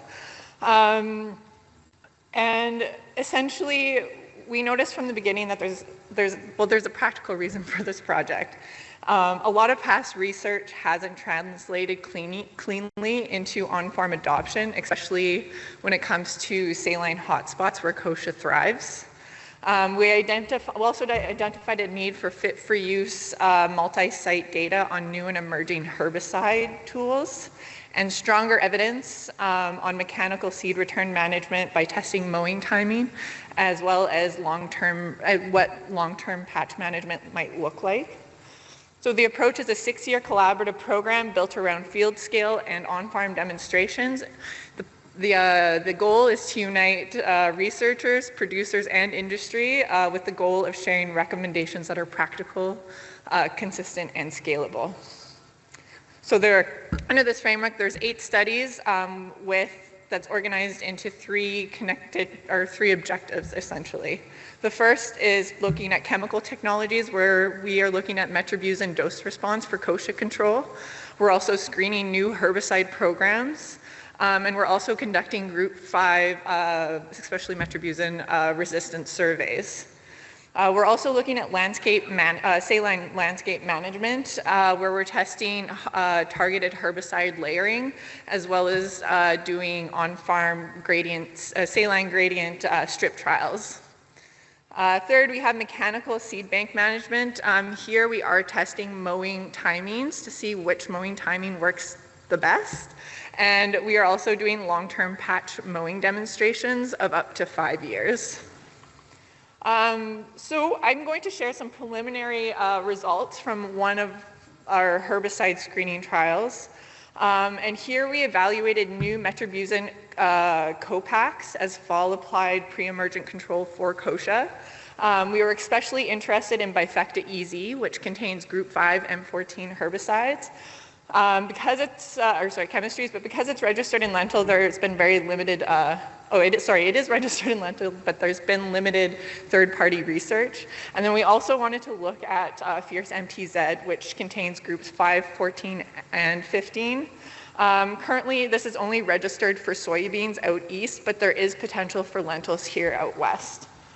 Along with those 2, we also tested other group 14 and 15, such as Fierce EZ, Sencor, and Belterra. Treatments were applied at 2 fall rates, and I'll show you a graph here in a second. But we're going to be looking, and we also looked at spring add-ons with Bifecta and Belterra. So this was run at Saskatoon, Lethbridge, and Scott, but for today, I'm just going to show you Saskatoon because the other sites did follow similar trends. Along with these two, the Friesen so in this graph, we have visual control ratings of kochia as a percentage measured at 3 timing windows after lentil emergence, and that's represented by DAE, which is days after emergence. And what I want to highlight first is that the fall-applied metribuzin Kovacs, bifectin, Fierce MTZ, started the season really strong with control in like the 80s to 90s. The Sencor treatment was also did notably well.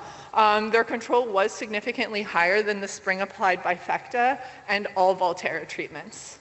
Fast forwarding to the 56 days after emergence, bifecta, Fierce, MTZ, and Sencor still maintained meaningful suppression relative to the other herb treatments, even under extreme kochia pressure from late season flushes. And as you can see, we have the untreated on the left, and then you can see lentil in the Fierce treatments later in the season. By the end of the season, there was no lentils. It was just it was a field of kochia. But they held up pretty well. So overall, these results, preliminary results, highlight that residuals are a strong foundation, but at the end of the day, we still need an in-crop solution. And that is something we are exploring this upcoming season. Next up, we have crop life cycle diversity. Crop life cycle diversity and crop diversity as a kochia management tool, and this is led by Jessica Enns out at WARC. The purpose of this project is to evaluate allelopathy and life cycle diversity and how it can contribute to meaningful kochia suppression. And because integrated management strategies can be species dependent, there is a need for kochia focused assessments on this. So their approach here is they're approaching this like a 3-pronged approach. They're biological with a focus of using yellow sweet clover, which is known for its allelopathic properties, which it can release allelopathic chemicals, as well as cultural through fall versus spring seeded cereals ahead of lentil, and chemical by comparing fall applied residual programs, comparing that to like a spring pre-seed burn off, and then measuring kochia responses as they go through that rotation. They do have some observations from this last year, but there's nothing worth zooming in on yet, so I just kind of wanted to show you what the rotation looked like. So in 2025, they seeded sweet clover to establish that allelopathy phase with canola and the conventional cash crop comparison. There's a lot of C's there. Unfortunately, the clover establishment was limited under dry conditions. In the picture on the left, you can see splotches of green, and that's supposed to be the clover. So this study was extended by a year to allow that clover to reestablish. And then within that, at the 2026 timeline, they're also going to be seeding field P as the cash crop instead of canola. At termination, excuse me, they are going to be comparing green manuring, mowing, and baling of the clover just to test to see if any of that influences carryover suppression. And then in 2027, they will be looking at the life cycle diversity by seeding fall rye, winter wheat, and spring wheat. Then they're going to be doing fall applied herbicide residuals after that, and then straight into lentils. So next up, we have integrating herbicides, cultural strategies, and drone spot spraying. This is led by Dilshan Ben-Aragama. This project tackles what happens when early season control isn't reliable, whether that's variable pre-performance, delayed emergence, or herbicide resistance. In those situations, weeds get a head start, and the usual kind of clean start assumption behind a lot of integrated weed management it doesn't hold. So they are testing how different levels of pre-emergent control influence what's possible later, comparing pre-herbicide intensity, post-emergent programs, and seeding rate across pea, lentil, and soybean.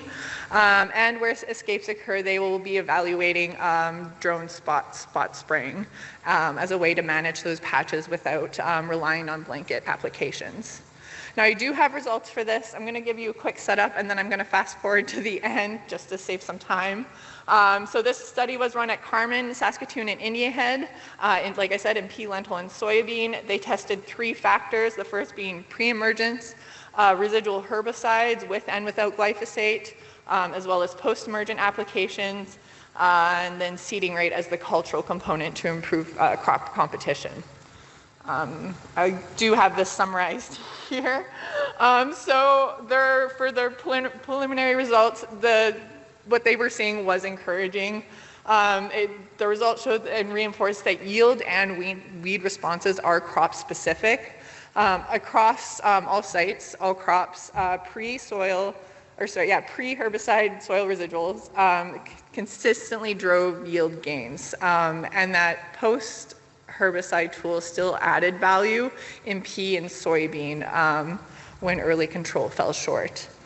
So then in 2026, they'll be repeating that study and again focusing on developing protocols for their drone spot spraying. Next up, we have directed energy for weed control. This is led by Brianne Tyman at AFC. This project looks at harvest weed seed control using a patent blue light and infrared wavelength approach developed by Global Neighbor. It has shown promising results on weeds like Palmer amaranth and annual ryegrass out at Texas and in Australia. They've done research on this, but we don't have data yet for how well it works for weeds here in Canada. So AFC has obtained a benchtop version of this unit, and they will be testing seed variability with about 10 weed species. And this is kind of what that study looks like. So those are the weed species that they're targeting, everything from kochia to wild buckwheat. They're looking at evaluating different temperature intensities. And then after that treatment, they will be running germination and viability testing to see what survives. They did have some setbacks this last year, so like I said, there's no results yet on this, but they are going to be ramping up here. If not, they already have. Brianne was really excited to report that she didn't have to go far to collect one of the target species. She was able to collect kochia seed right in Lacombe while running her errands. I think that's pretty common these days. Last but not least, we have investigating weeds as alternative hosts for root rot disease complexes and pulses. This project links weed management to root rot risk. The question is whether common rotational weeds can act as alternative host pathogens for Aphanomyces and Fusarium, potentially maintaining inoculum even when growers rotate out of pulses. I think, yeah, Brianne Tyman's always working on this. Don't know if I said that. She is leading it, and they are using the Prairie Weed Survey information to prioritize key weeds, screen them for host potential, and quantify infection risks. This way we can get a better target weed management in those non-pulse phases of the rotation. I'm going to quickly say that they have started field work, they have done some greenhouse work, and I would just like to highlight the MSc student working on this, Logan Snow, who has been leading this project so far. And then to close, this work strengthens integrated weed management systems. It supports smarter decision making under resistance and variable conditions. It clarifies what tools work, especially at the field scale, and it builds long-term resilience in pulse systems. So overall, this program is about giving pulse growers practical field-tested options that are going to hold up year to year. Thank you.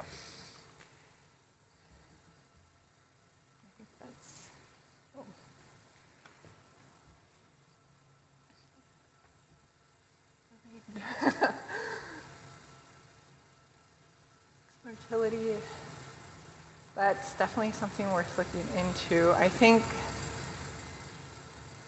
compaction. I'm not too sure about the compaction aspect, to be honest. I feel like, thank you, honestly, kochia is going to grow where it wants to grow. It is pretty a resilient weed. But like when you do fix fertility, you also have to think about how that influences the crop as well. And given that pulses are pretty, especially lentils, are finicky little things, yeah, that's something to be careful with. Any questions from the crowd? No? All right. Thank you.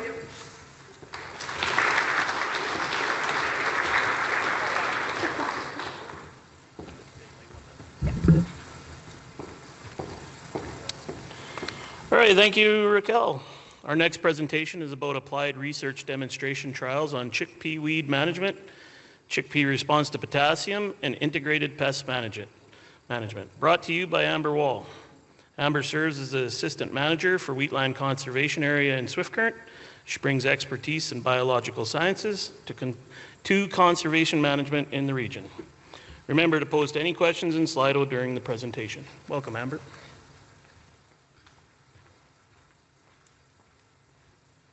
Thank you. Yeah, I've been at Wheatland since 2017 now, doing small plot research, and this is one of the best years we've had, so I'm excited to show you what we've been working on. I'm going to introduce you to 5 applied research and demonstration trials that we've been doing for the Saskatchewan pulse growers. There are many more than that funded, and all are taking place over multiple sites and years. But the topics we'll look at today include root rot, seed treatments, weed management. We looked at some newer products, including foliar potassium, a new in-crop herbicide active, a number of chickpea varieties and seeding dates, focusing mostly on chickpeas, but a few lentil projects and field peas are included once as well. The details here will probably be a bit vague because I'm going to go through quite a bit, so we'll leave a few minutes for questions for sure. But ultimately here we kind of have a high-level intro to a few trials with 1 year of data behind us and 1 year remaining. As many of you are aware, we're part of the Agronomy network, which is made up of 8 different sites across Saskatchewan. This works very well to develop these projects and get multiple site years of data. Sites are located throughout a variety of different soil zones. We each collaborate with a number of different partners, from regional variety trials, government programs like the ADOPT program, the SFP and the ADF. We do work for university programs, commodity groups like SPG, and have lots of commercial industry partners testing new products or showcasing their current portfolios. So as I'm going through, these projects are all taking place at a number of the Agronomy sites.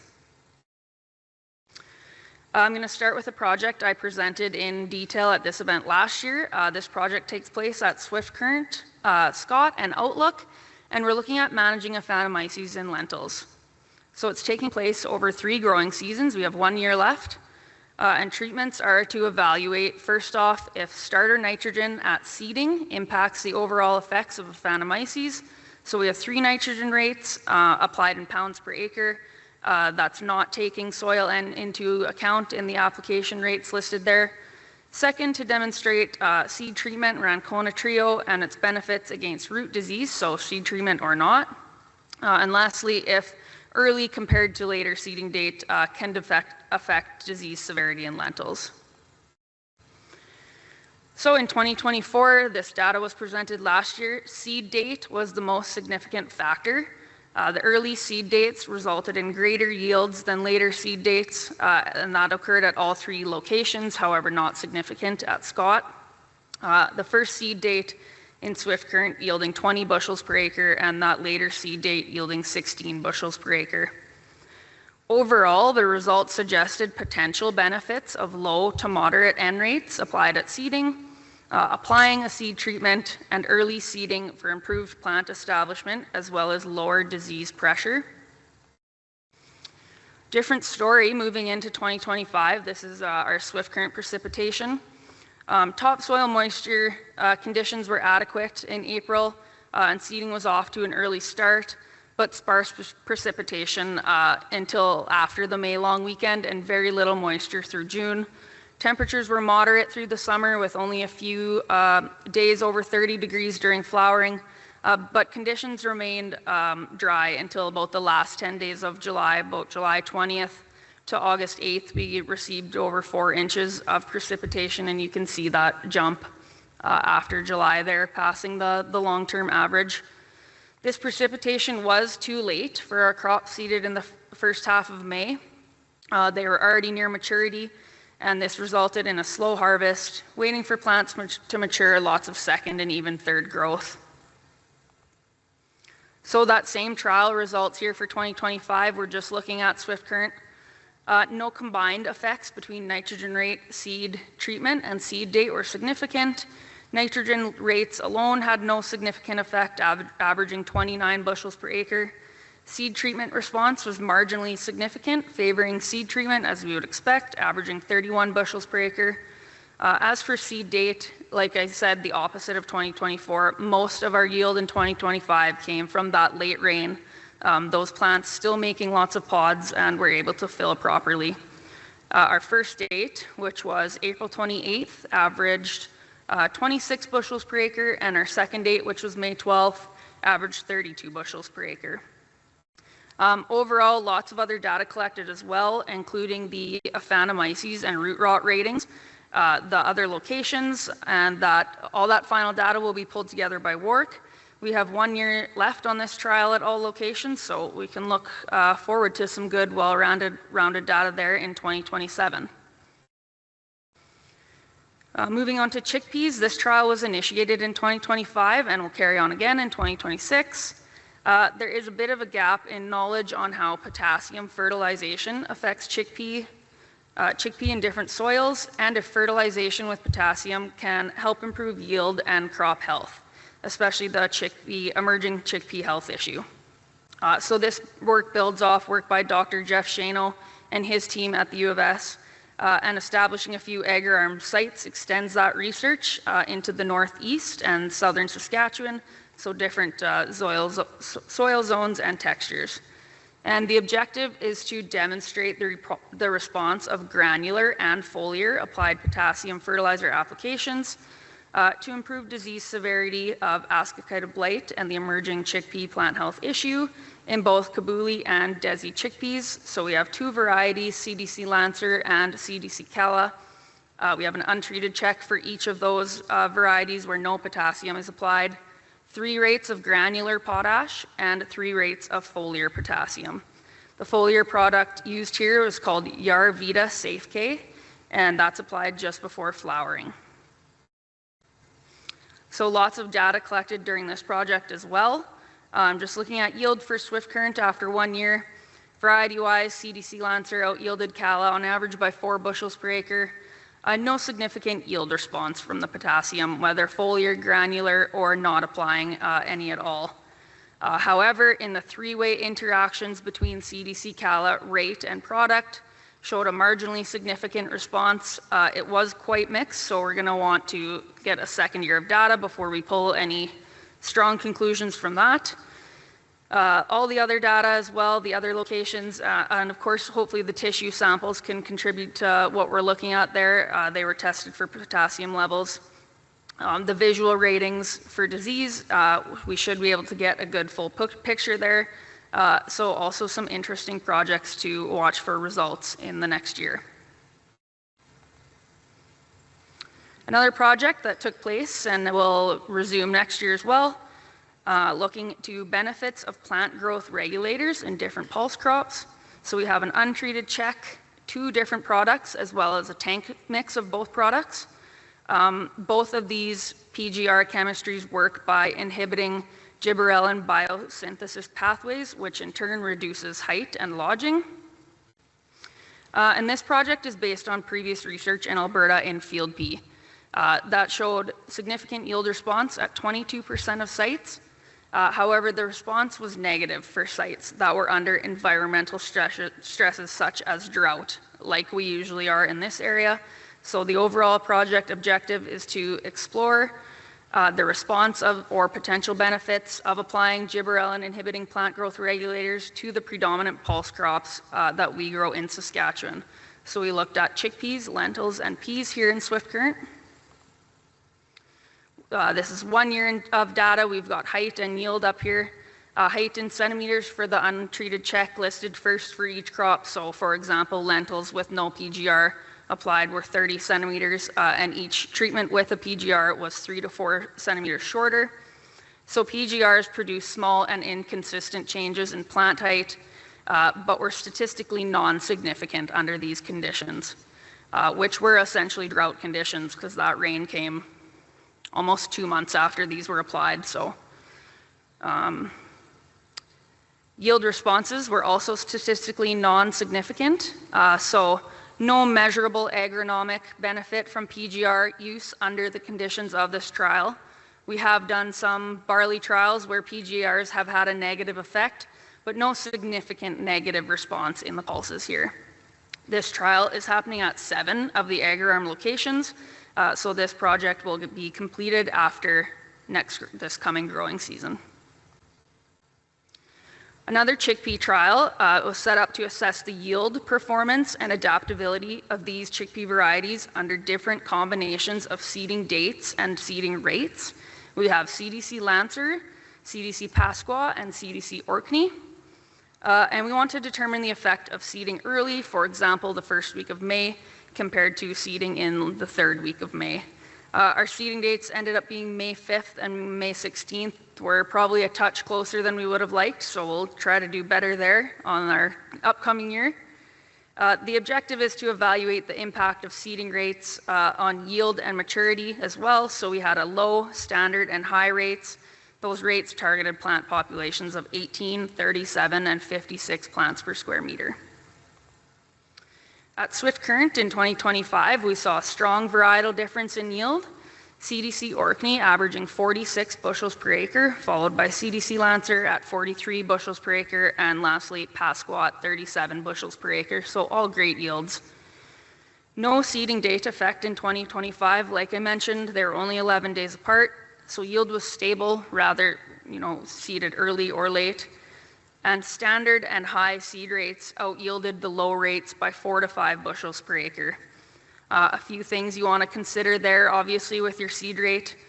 Typically, the denser the stand, the more prone to disease, but we did spray all of these treatments with fungicide. We sprayed 4 times, actually. Again, with the chickpea health rating, the disease visual rating, seed size, all of that data collected is going to be taken into consideration with this yield to get the full picture, especially across environments, as it was established at 4 other AgriArm locations and will be completed again in 2026. This last trial here we'll look at in a bit more detail, demonstrating weed management options in chickpea. This is funded by the Saskatchewan Pulse Growers as well as Adopt, which is the Ministry of Agriculture. And here we want to showcase a new herbicide active and recently registered tank mix. And second, to evaluate crop safety of the new herbicide active compared to currently used herbicides. This is a 4-replicate randomized complete block design. All sites seeded CDC Orkney chickpeas, a variety tolerant to imazamox or solo. Treatments included a weedy check as the control, as well as 12 combinations of herbicide options that are currently available to producers. So we had our site here in Swift Current, the dry brown soil zone, the Southeast Research Farm located near Redverse in the dark gray soil zone, Northeast Agriculture Research Foundation located near Melfort in the black soil zone, and the Western Applied Research Corporation near Scott in the dark brown soil zone.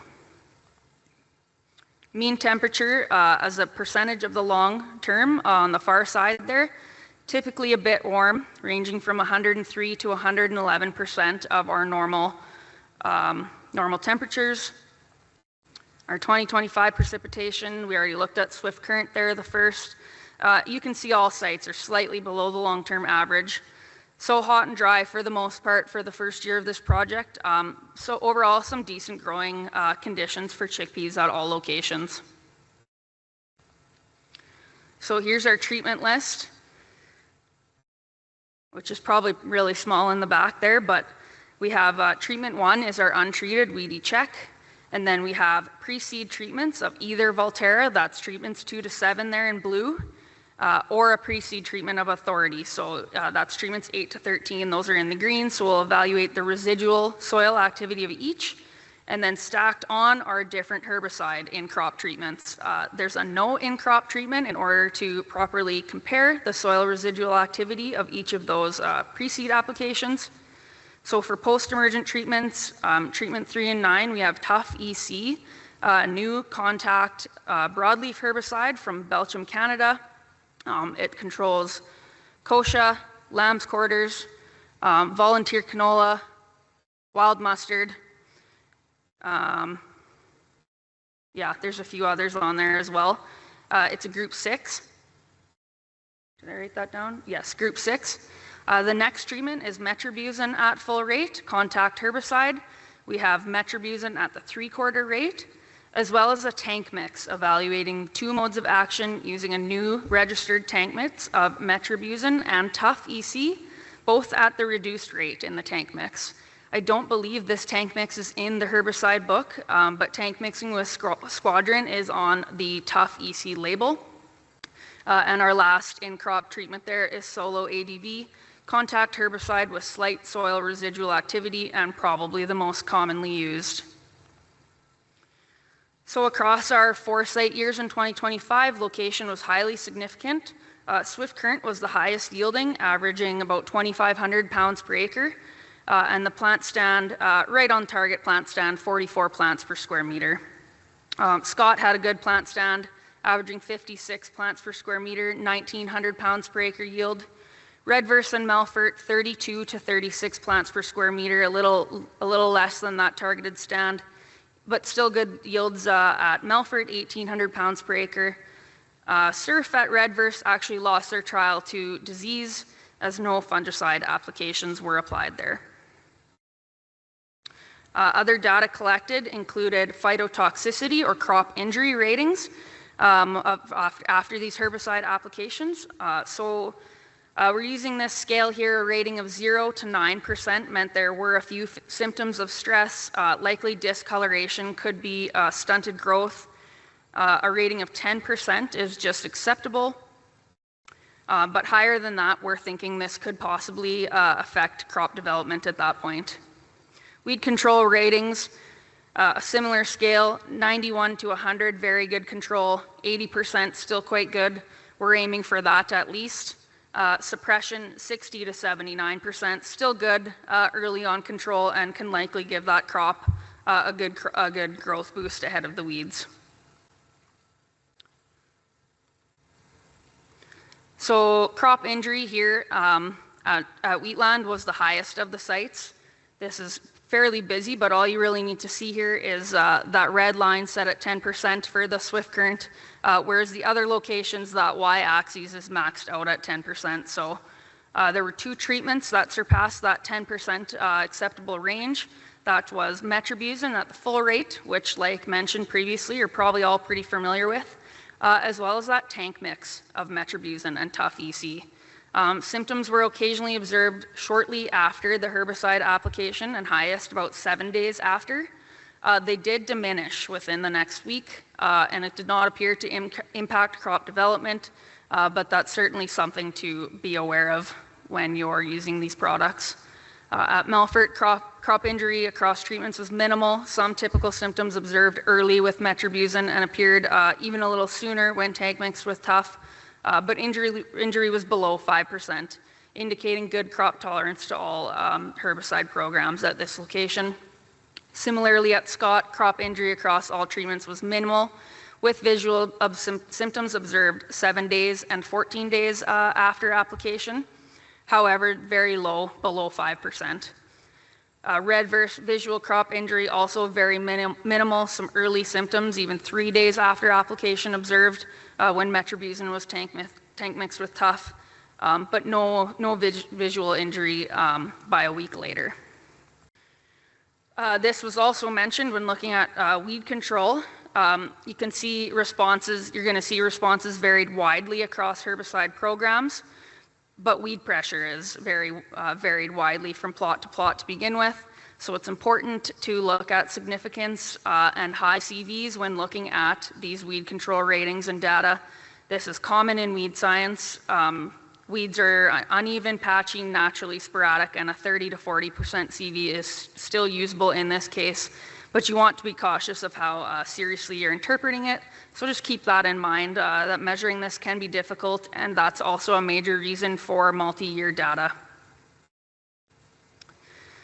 So here's all 13 treatments at Swift Current with % weed control, starting with the untreated check having 0% control. Followed by pre-seed Valterra with no in-crop. You can see there the residual soil activity really exhibiting control about 3 weeks after the application compared to the weeks prior. But both of those pre-seed products showing good control. Authority working a bit quicker being the biggest difference. Overall, all treatments with an in-crop application provided a minimum of 50 to 60% control, with the exception of that 3/4 rate of metribuzin. However, you tank mix that with Tough and it vastly improved. So no matter the pre-seed treatment, but likely with some crop injury early on with using those tank mixes. This is seed yield plotted against weed control at 21 days after application at Swift Current. A clear positive relationship was observed. So programs that provided greater than 60% control generally resulted in greater seed yield. Yield at Swift Current ranged from 1,700 pounds per acre in the untreated check to over 3,000 pounds per acre in the highest yielding treatment, which was typically when Tough EC was applied in crop. I will say too, the timing of these applications was pretty important. If the weeds were too big or slightly out of stage, it certainly impacted control and resulted in poorer control. They worked best early on small weeds, especially that tank mix. Weed control at Scott in 2025. We'll have a look at their site because they were generally higher and more consistent compared to Swift Current. Weed control ranged from 0 to 90%.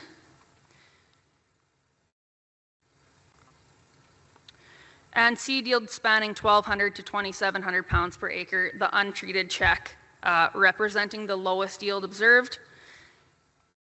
Intermediate weed control levels 30 to 60% resulted in yields of 1,600 to 1,800 pounds per acre, while treatments achieving 60 to 75% control produced 1,800 to 2,300 pounds per acre. The highest yields, over 2,600 pounds per acre, were recorded where weed control exceeded 80% and achieved through either means of pre-seed control followed by solo in-crop at that location. Overall, across the observed range, improving weed control to at least 80% corresponded to approximate yield gain of 1,400 to 1,500 pounds per acre. To close out this project for now, all of the weed management options resulted in increased yields compared to the weedy check. There's no single perfect herbicide program. Several registered programs provided acceptable control. Some sites resulted in some crop injury symptoms that occasionally appeared shortly after application, but that did not appear to impact crop development, and they seemed to grow out of it by 10 to 14 days later. Lastly, I just included the cost per treatment. This includes every combination here of either pre-seed option with the corresponding in-crop, as well as 4 fungicide applications, which went over the whole trial. And if you just look at the provincial yield average from the Southwest, which was 1,500 pounds per acre, I think I used a price of 30 cents per pound here. We averaged about $300 per acre profit. So what's next? We have 4 more growing seasons coming in 2026. There's opportunities to see many of these plots on our annual field tour, July 16th. You can also put in SPG's little survey. They have the QR code on the thing there. When you type that in, you can say which of these projects you're most interested in hearing about in the future, or you'd possibly want to see in person. You can type that in there. We also have Crop Diagnostics School with the Ministry of Agriculture in July. We host that every 4 or 5 years, so that's always a good event. More recently, upcoming in March, we have our annual Crop Opportunities Conference. Hope to see you all there as well. And I want to thank all our AgriArm sites and their staff, especially Wheatland, as well as Southwest Terminal, Syngenta, and Reasoner Seeds for providing us in-kind material and products for these trials. Thank you very much. And a huge thank you to the Saskatchewan pulse growers for funding so many great research projects over the years, as well as the producers for attending and allowing us to continue this work. Thank you.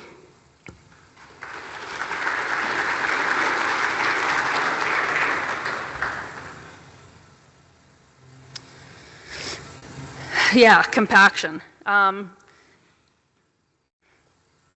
It's hard to know, yeah, granular humic product. We have tried a few products. We just finished up a 3-year trial. We had it compared to deep ripping, which we don't quite have the right equipment for that, so it wasn't a great comparison. We didn't get many results on change in compaction from these foliar applied products. I don't know that any of them are humic. Oh, granular. No, that's not something we've done. Most of our adopt research has to be based off previous research, so it has to have been done before kind of thing. So if you find something that's interesting, by all means, send me an email, send me the article, and we can look at applying for something like that. Have you considered yield benefits by first getting the following nutrients to critical levels?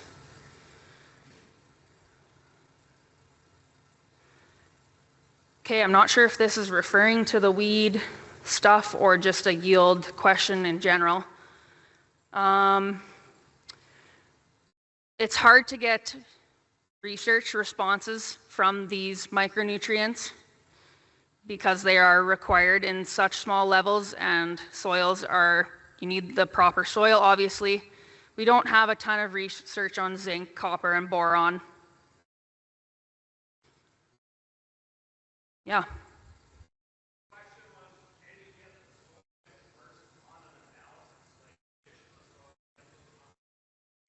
So is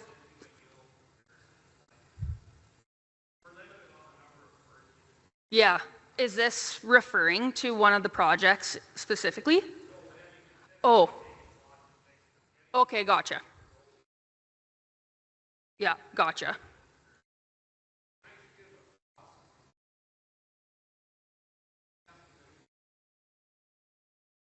Yeah, gotcha. We have applied for an adopt project in mustard doing this, but that would be the only upcoming project that we have as far as that goes for the upcoming year.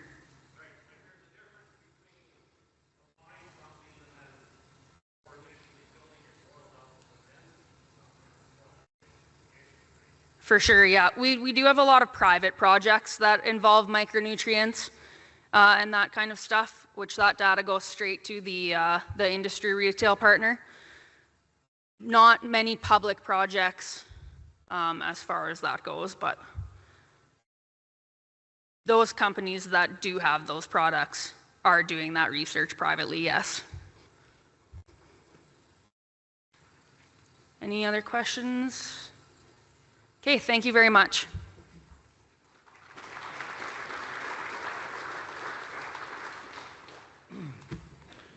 Okay, thanks, Amber. I guess now we will take a 15-minute coffee break. So I think that puts us around shortly after 1:20 p.m. We'll restart the meetings. Thanks.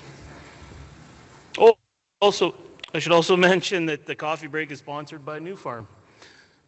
All right, thank you.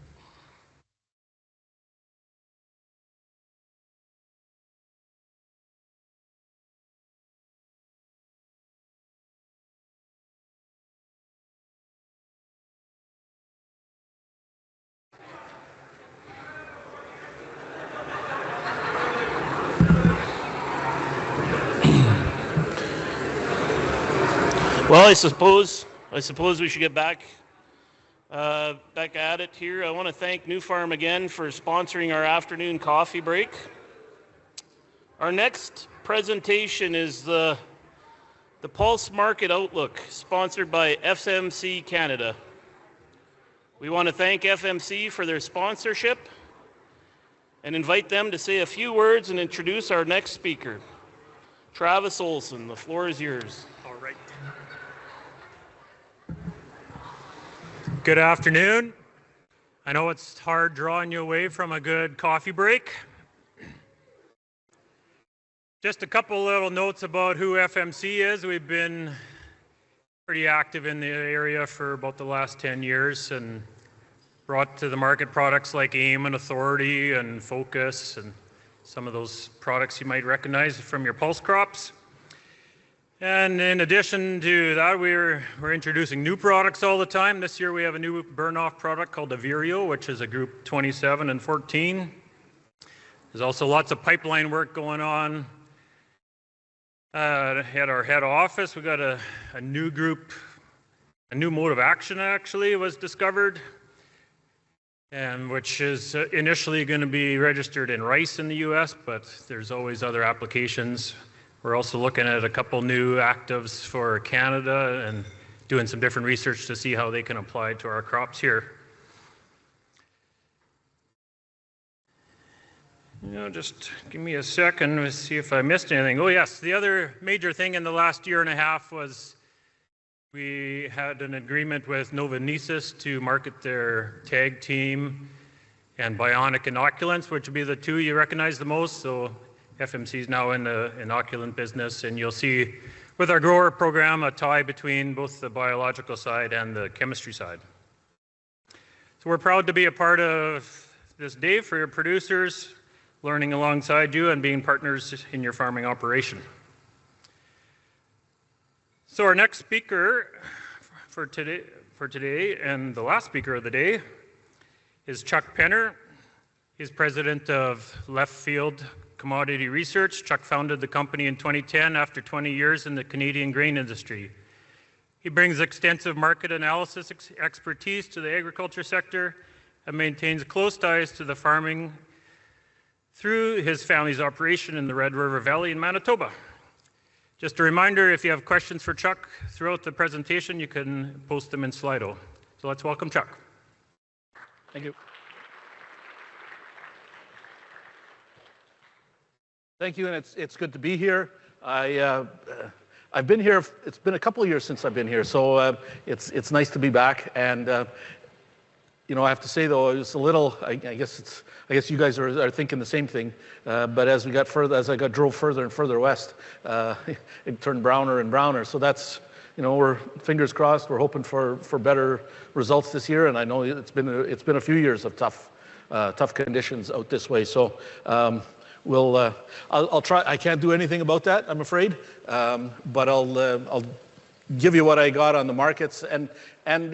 Right now in the pulse markets and in other markets, you know, we're looking at some pretty difficult circumstances, to say the least. We ran some gross margin and comparisons in December. Those were looking pretty ugly compared to the last year, and so all of these kind of things. A number of years ago, prior to starting Leftfield, I worked for another company, and in 2005, I was giving a market outlook. And anybody remember what canola prices were like in 2005? Yeah, they had a 5 in front of them. Yeah, it was really ugly, and that room was really, for good reason, was pretty gloomy. And so I made the comment, and like just a stupid, smart aleck kind of comment, like I do occasionally. And I says, well, you know, things aren't going to get worse, are they? And of course, that wasn't really well received. But I believe that markets are cyclical, so they cycle higher and lower. And right now, I believe we are at the low part of the cycle, which means that we will be coming out the other side. And it's just a matter of timing.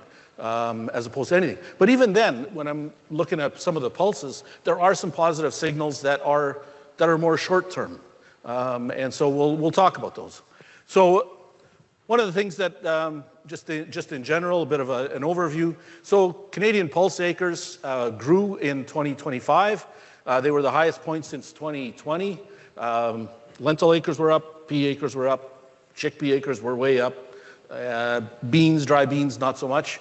But in total, we had some increased acreage, but not a huge amount. You can see how pulse acres have risen over the decades and then have kind of leveled off.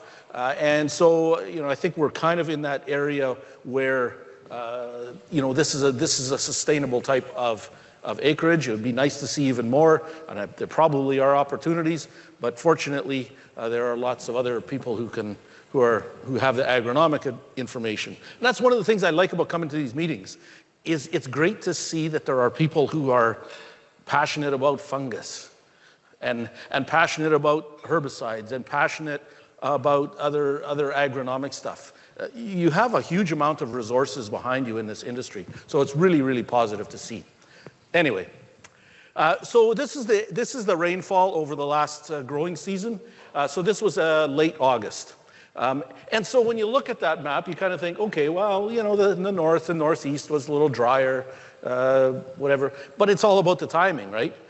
So this is over the whole season, but that doesn't really, it's not a really good picture in terms of how the season progressed. So in this part of the world, you got the big August rains, right, and at precisely the wrong time, and so all kinds of other implications out of that. Further northeast in that area, they were really worried about dryness early in the season, and then that came around, so they turned out okay.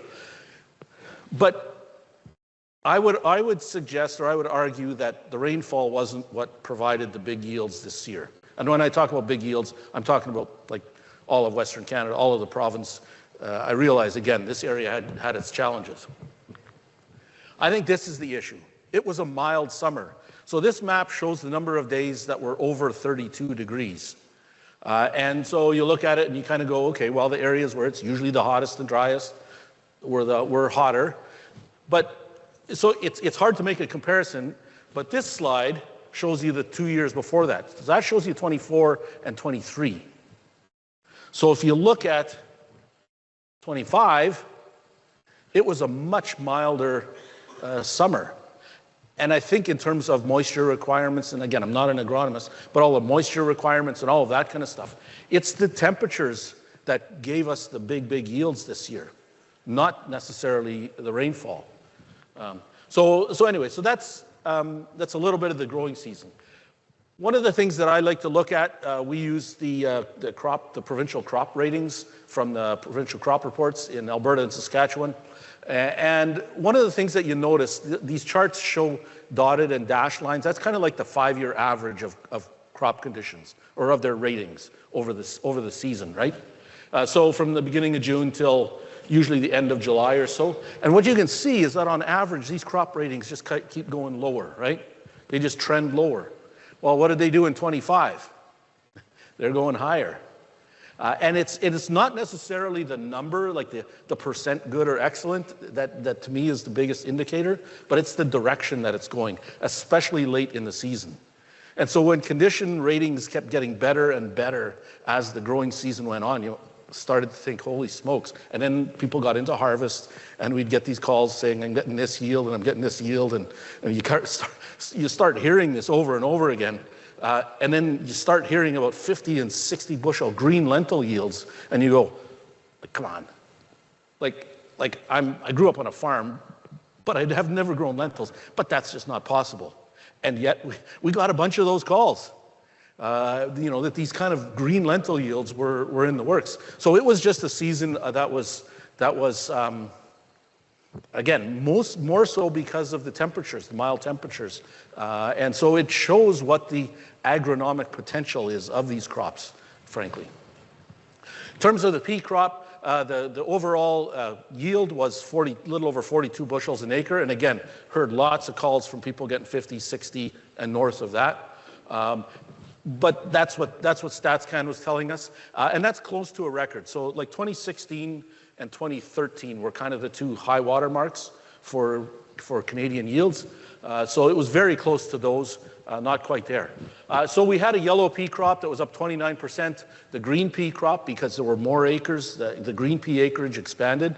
Because if you think back to, a year ago, what were the green pea new crop bids?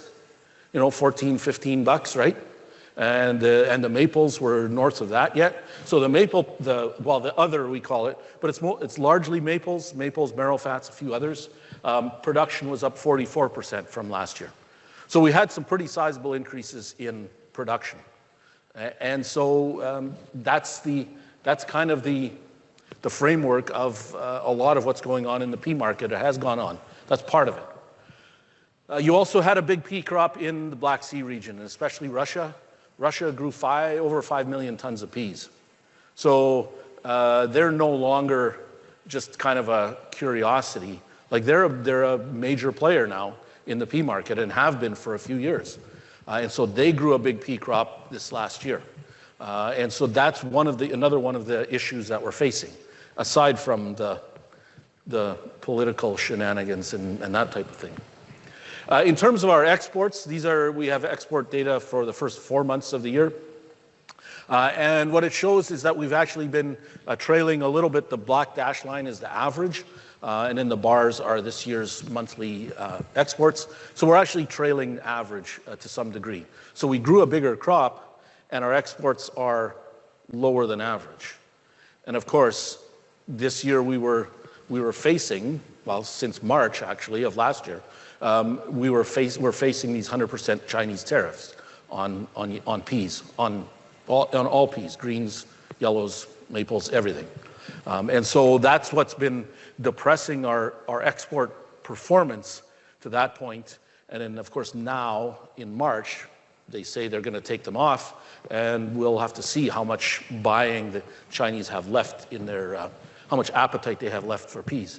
And I think there's some positive news there. These are Indian pea imports. So again, what you see is it's over a whole bunch of months since beginning of 2024.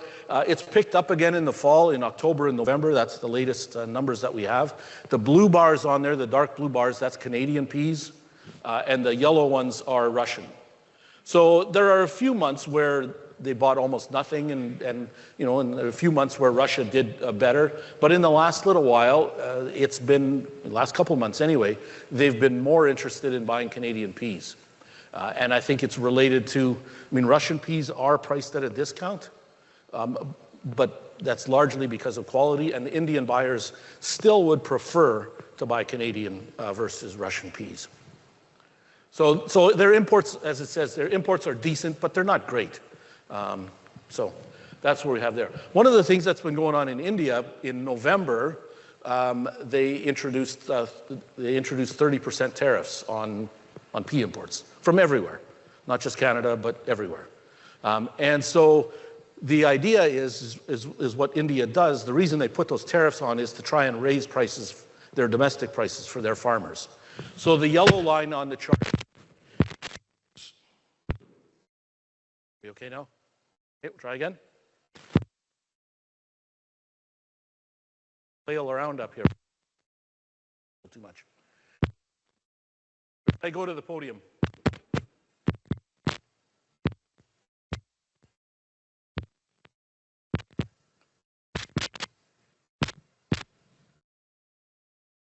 Okay.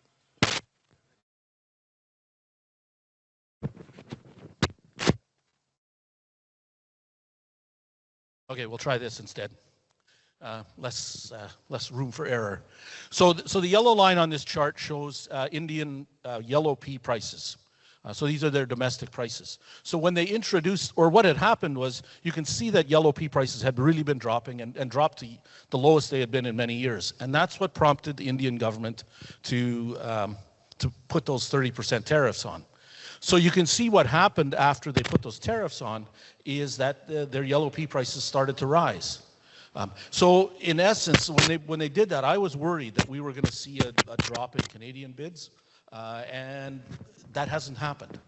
Our bids have remained relatively steady. In fact, from the harvest lows, we've seen a little bit of an increase in our yellow pea bids in Western Canada. And so, I mean, you could say, well, if they didn't have the tariffs, our prices might be even higher, and that's quite possible. But this is going to be important also for the lentil market, and I'll talk about that in a second. What also has happened is the The Desi chickpea prices are starting to rise there, and that's the bigger crop there. They grow 22 million acres of chickpeas in India. So it's the big deal there, and the yellow peas are kind of the substitute for the Desi chickpeas. So it's positive that prices are rising in India. It does give us a little bit more optimism for the yellow pea market going forward. These are Chinese imports. And so China imposed tariffs on Canadian peas in March, so almost a year ago. And now this March, they're scheduled to come off. So what you can see is that the yellow bars there are Canadian peas, and the blue bars are Russian peas. And so what you have there is, it used to be Canada was the dominant origin, but even then, Russia was still a player in there. And especially when prices got, when feed prices were high and yellow pea prices were competitive, they imported a whole lot of peas for the feed market in China. So that's been part of it. But what you've had in the last number of months is a lot more blue on the chart than yellow. So a lot more Russian peas than Canadian peas. Even then, there are still a few Canadian peas going into China, so it hasn't been shut off entirely. But what I also want to point out on this chart is that those monthly volumes are now somewhere in the ballpark of 150 to 200,000 tons a month. And that's more than what they had been importing. Is there a light on here? Oh yeah. That's in this time frame here. They had been importing a whole lot less. So they imported just a lot of peas in this time frame, and then they kind of went quiet for a while. And now their imports are back up to 150 to 200,000 tons a month, and that's positive as well too. So that tells us there's good, strong demand in China. Their full year imports could be somewhere in the area of 2 million tons, which again is better, not record level, but better than where we have been in the past year or two. So that's a real positive. That's actually a real positive thing, even though it's not. So far, it's not Canadian peas involved there. But that's what we're expecting, fully expecting will happen in the months ahead. This chart shows Chinese pea inventories, so in their port warehouses.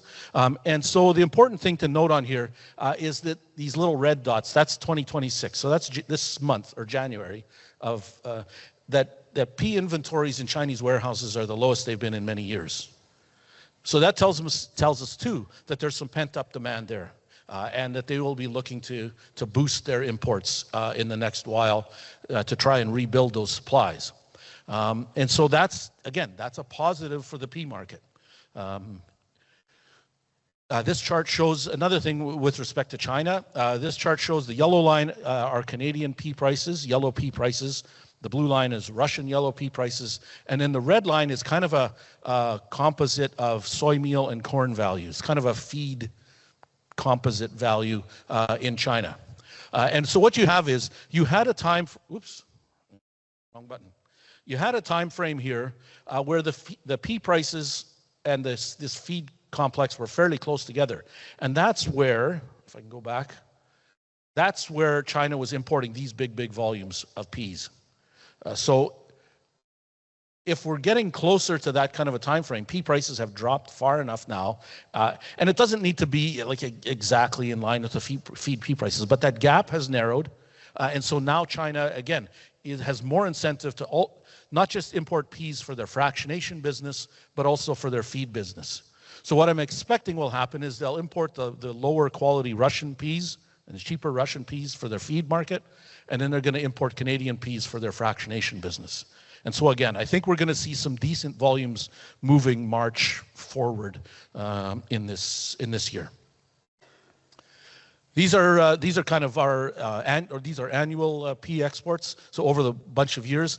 What I'm not expecting is to see a massive increase in exports. I mean, after all, China's coming in March, so March, April, May, June, July, 5 months. But about 800,000 tons of Chinese peas to China, and about the same to India, and then more to other places like Bangladesh and so on, because we have already been doing some of that kind of business.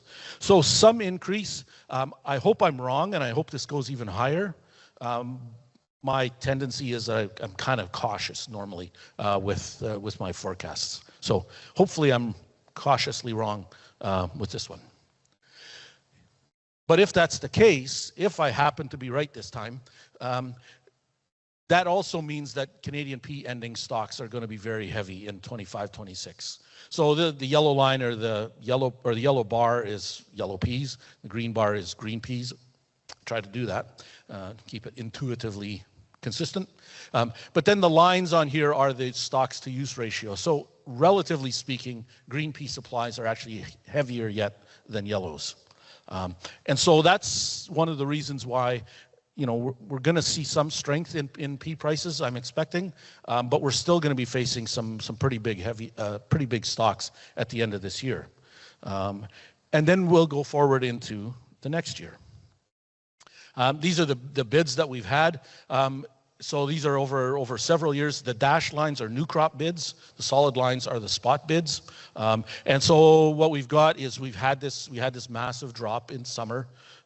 And just as a bit of an aside, you know, when on any crop, when people are running around like crazy, like their hair is on fire, and they're saying prices are dropping in summer, prices are dropping in summer, like just chill.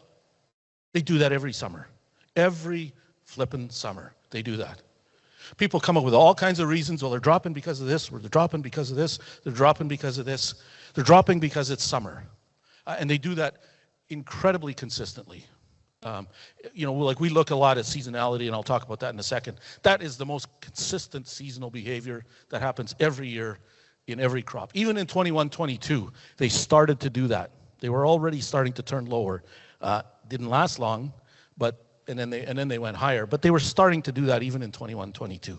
So, like, don't get freaked out by that, is essentially what I'm trying to say. Not that you guys are probably all calm, cool, and collected, but, you know, for others, tell your friends not to freak out over that. So we had this drop, and so again, in green peas, we really hadn't seen much movement at all since those harvest lows. In yellows, we actually had seen a bit of improvement over the fall months. Not a huge amount, but some sort of improvement. And in new crop bids, I think I found one green pea bid this week. Last week, I don't think there were any. There are some yellow pea new crop bids, and those are moving higher as well because of this anticipation of shipping into China and shipping into India next fall. So there is some room for improvement there too. One of the things that I would tell you though, again, we do this work with seasonals, and new crop bids for most crops, and like if you're a grain buyer here, this isn't for you. But very well, on average anyway, your first new crop bids are almost always your lowest. And then they trend higher, and then they kind of peak in May, June. So just saying, you know, you may want to be a little bit patient. The one exception, the crop with the one exception though, is probably mustard. Anyway, but this isn't a mustard meeting, so.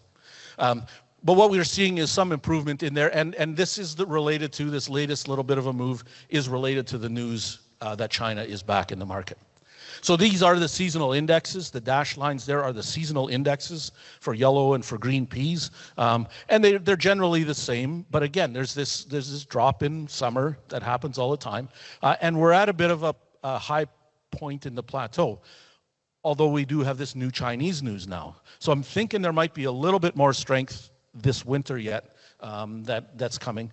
Again, we've got these big supplies sitting on the market, so it's not going to be a screaming rally, but seeing some improvement yet over the winter. But generally, that's the pattern that pea prices tend to move, and fairly consistently, quite consistently actually.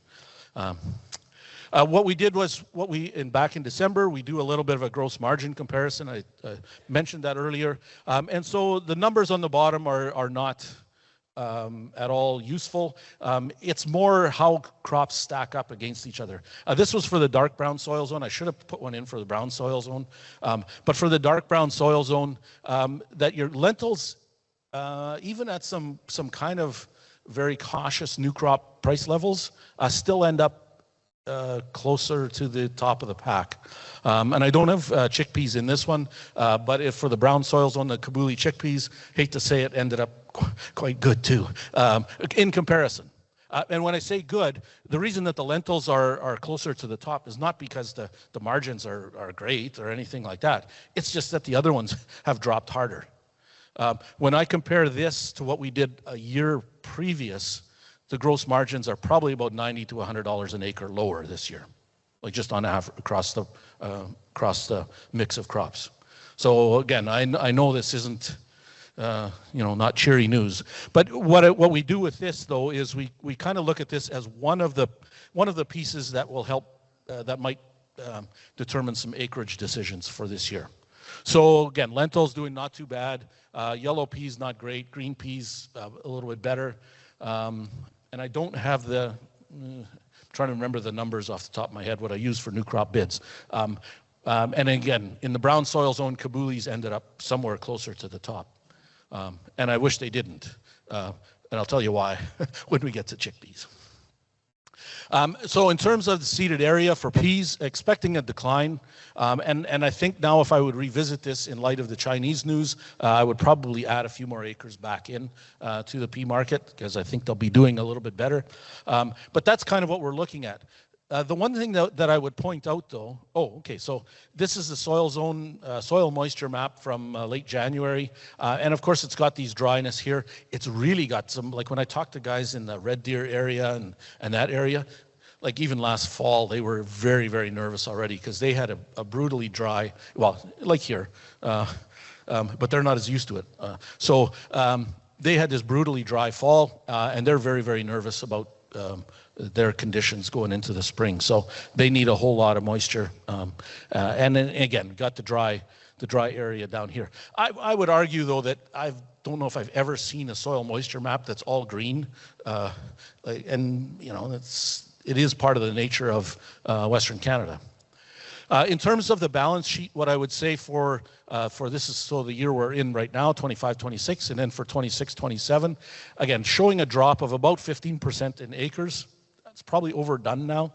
But what's really interesting is this was the yield last year, or in 25. If this is the average yield, or the Olympic average yield is 35. So even if we drop acreage by about 15%, we lose almost 1 million tons of production just by going back to an average yield. So that in itself would fix some of the heavy supply situation, is just getting back to average yields for peas. And so, again, looking at exports, maybe I'm a little light on exports this year, and we'll see for next year. But it isn't a situation where we're going to get tight. Like if we have average yields and that sort of thing. No, we're not going to get tight, but not as heavy. So there is some relief in sight on the pea market. So just to sum that up, heavy supplies this year, pick up in some Chinese business, that'll be nice, but it's only for a limited number of months. And they have had Russian peas until now. But India is also slowing down at the same time. So you kind of get Chinese imports rising at the same time that Indian imports tend to slow down. So it's not going to be a slam dunk or something like that. And I think the rallies will be kept in check by steady selling. I think every time you get an extra 20 cents or 2 bits a bushel, you'll see more selling that'll keep a bit of a lid on prices. For next year, expecting a smaller crop. Can I? Right now, at this point, we use average yields in our forecasts, and I don't see any reason to change that at this point. But we'd have full year demand from China, hopefully.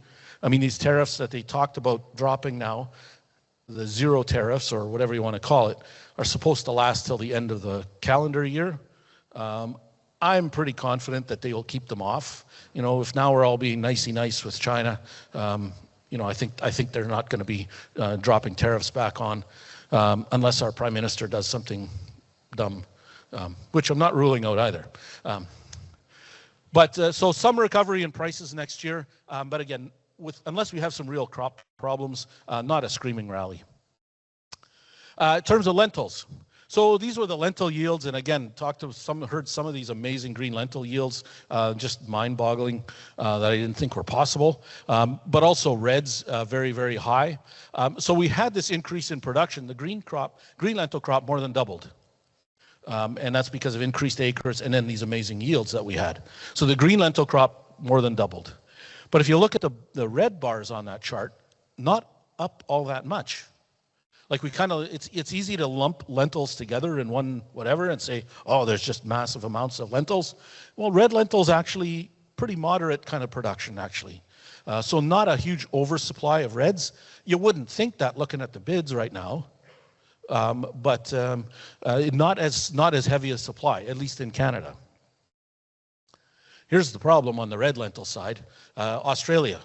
So a crop of 1.9, maybe 2 million tons of lentils, so a record by a wide margin. Although I was reading somewhere this morning that maybe for next year Australian farmers will be dropping their acres somewhat. So that would be great. And I mean, this was based largely on acreage increase, because if you look at it, the yield was actually still below the average. They still had problems, still had issues in Victoria, South Australia. So that's the problem with the red lentil market. But there are some positive signs. The green lentil crop, so this is the US crop, so it's the biggest they've had in a number of years. And it's 3/4 or so medium greens. That's largely, they mostly grow richly type stuff, and then some browns and a few others, but not many reds. But you have a bigger crop and I think it's probably even a little bit higher, but it's their biggest crop that they've had in 10 years. So not only do you have a much bigger Canadian green lentil crop, but you also have a bigger US crop. And I'm not sure if I have a slide about this or not, but I'll just mention it now. US lentil exports actually down this year by quite a bit. So are their pea exports, down quite a bit this year. The reason is changes in their food aid policy. So a lot of their pulse exports went through food aid, and that's not happening to nearly the same degree this year. So but that does mean that those supplies then end up piling up in the US. When I say selected, this is Russian and Kazakh lentil production, so they're getting into that game in a bigger way. And the people that I talked to there, they say it's about a mix of about half and half reds and greens. To a large degree, they're shipping into Turkey. Russia and Kazakhstan, that's their Turkey is their main market that they've got going on, but they're getting into the business in a bigger way. I remember years ago talking to somebody, and I think it might have been at one of these meetings, one of the plant breeders who had been to Kazakhstan, and he said to me, he says, anything you can grow in southern Saskatchewan, they can grow in Kazakhstan. And so they're getting the same price signals that you got last year when you boosted green lentil and red lentil acres. When you boosted acres, they got those same market signals. So did the Australians. So, we're not the only show in town anymore, and we're not the only thing driving markets anymore. So that's important to remember. But what I did read was, again, somebody from Kazakhstan saying, just last week, saying, yeah, they'll probably be dropping their acres next year. Again, same market signals, so they're getting the signal to drop their green lentil, especially their green lentil production, as probably will happen here as well too. This is a story that doesn't get as much attention. It's been mentioned, of course, but doesn't get as much attention. And this is the Turkish lentil crop that they harvested in 2025. And so a sharp drop in their red lentil production and in greens, but especially for reds. And I think this is a bigger market factor right now than the situation in India, frankly. We talk about India a lot, but the situation in Turkey, I think, is a lot more important, especially for the red lentil market, than even what's happening in India. These are farmer deliveries. These are Canadian farmer deliveries of lentils, and the volumes themselves are on pace with last year.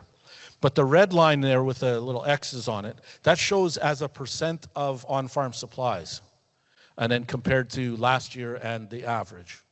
So we're delivering lentils at a pretty good clip, I think even a little bit higher than last year, but we just are sitting on so many more. So that means there's so many more lentils still sitting on farm. And I'm not telling you anything you don't know, but that's been the issue, is that we have these heavier supplies here.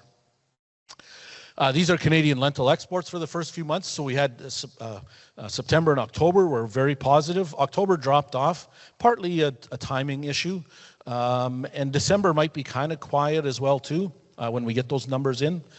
But seeing signs now again that those volumes are starting to pick up again. And I think it refers more to that Turkish situation. These are Australian, monthly Australian lentil exports. So you can see in November, they exported actually more than we did. And they're exporting, the dark blue line is India there. And so they're exporting large volumes, and those would all be reds, essentially all reds. So that's the situation there. They're exporting at a really good clip, which is kind of interesting. Well, I'll show you a few more slides in a second. But keep this in mind. Keep this big export month in mind when I get to one of the other slides. These are lentil imports by India. Their marketing year runs from April to March. So for the first 3 or 4 months of the, or first, or 5 or 6 months of the year, very quiet imports. So very low imports. But you can see that line is starting to turn higher. I mean, it's October and November, so that's already, kind of in the past. But some positive implications there from Indian imports. The concern that I have with India is this. These are the red lentil prices in India. And if you remember, I showed you the chart of the pea prices in India. And when prices were dropping like that, the government decided to put an import tariff on peas. Well, what's happening with their red lentil prices right now? So they're at multi-year lows. Right now, there's a 10% import tariff on lentils, but there's a possibility that they could drop or add another tariff to that. Hopefully, it's not more than 30%, because 30% is what they put on peas, and that was enough to raise prices in India, but not stop the trade. So, if they move their import tariff up to 30%, it's not great for our business here, but it would at least allow movement to still happen. So that's my concern about the red lentil market. This is the more positive side of the red lentil market. So this shows red lentil prices in Australia, the red line, and in Saskatchewan, the blue line. What do you notice about those two lines? Well, Canadian red lentils are kind of undervalued, aren't they? The Australian prices, remember I showed you they grew the 1.92 million ton crop, record crop, and their exports are up, but their prices are actually showing quite a bit of strength lately. Well, they have actually ever since their harvest lows right about there, they started to rally, but then they really took off just in the last week or two. And I think what's happening now is because Canadian red lentils are the bargain. And so that's positive, I would say, positive-ish, because what it should do is should boost our export competitiveness. So we should be displacing Australian lentils in some of these markets. And I think, some of the bids that you've seen in the last week or 10 days or so, where you're starting to see pricing red lentil bids around 25 or targets, put in targets around 26. I think it's part of this catch up from this level to that level. So that's a positive sign. If you look at this spread right now, it's about $100 US a ton. If I did the math right, no guarantees, I think that spread is about 6 cents a pound. If I did the math right, somebody can quickly do it, but I think that's about what it is. So that's real money, right? And I don't know that we're going to catch up to Australian prices, but you can see, there are times where we've had some wider spreads before too, and this is central Saskatchewan, and this is at the coast. So we're not gonna. It's not a one-to-one kind of comparison, but there is room for some optimism. Maybe I'll put it that way. I'm not guaranteeing a 6 cent bounce, just in case you want to take that to the bank. But there is some room for some optimism there. The other thing I would say is on the green lentil side. So this chart shows prices for green lentils in India. So that's the green line. And then the yellow line are their pigeon peas or tur. which is their summer crop that they grew, which came off in the last little bit, and has been disappointing. So you can see that this price for pigeon peas has turned higher and turned strongly higher. And so what we've had in the past is that green lentil prices for the past number of years have been at a premium to pigeon peas. And it kind of shuts out green lentils from moving into India. But now that we have this thing flipped around, I think we're going to open the door to some more movement of green lentils. And again, probably not enough to really draw down the market, to draw down these heavy supplies, but it's going to help. It's going to be positive. Because in the green lentil market, what you have is you have pretty static demand from most countries. India is kind of the one that can be a swing factor that can add a bunch of tons when the price is right. So the green lentils are a substitute for pigeon peas. And so that could allow some extra movement, and so may even provide, be one of the reasons why we're even seeing a cent or two on some green lentil, especially starting with large greens, seeing some of those improvements just in the last week or so. So that's a possibility there too. So some positive, some signs of cautious optimism, put it that way. These are lentil imports by Turkey. So again, remember I showed you the chart of lentil production in Turkey? Well, what you can see here is that their imports are running at a record pace. So for the first 6 months of the year, they've imported about 460,000 tons of lentils, and the record is about 780. And I think that should be easily doable. I think the conditions are right for that to really be to really ramp up. And the other thing is a lot of these early lentil imports came from Russia and Kazakhstan, and those supplies are starting to get drawn down as well too. So that should push more of these later ones later in the year toward Canadian lentils and Australian lentils as well too. So there's some room for optimism on that front as well. So in terms of Canadian lentil exports this year, that's this far right bar, I think we're going to see a pretty good export year. And I think that's already in place, but it's certainly doable. So India, more to other Asian countries like Bangladesh and Pakistan and so on, more to Turkey, quite a bit more to Turkey, and then some other destinations as well too. So that's positive, but it's not enough not enough to completely, use up all of this big crop that we produced this last year. So here's the ending stocks estimates for red lentils and for green lentils for 25-26. The green lentil one just gets like it's unprecedented, and so to see green lentil supplies that large, it's going to take a while to work those lower. So we got to hope for more of that Indian business. And so on. What's interesting though too is that the ending stocks for reds were pretty large in 24-25, not much larger for 25-26. So if I was to say, well, which of the lentil markets are you friendlier toward? It's definitely reds because those supplies just aren't as heavy. And again, you're not seeing that yet reflected in bids. Because of that presence of that Australian red lentils, but I think we're going to see more strength in the next few months for reds than we are for greens, is my opinion.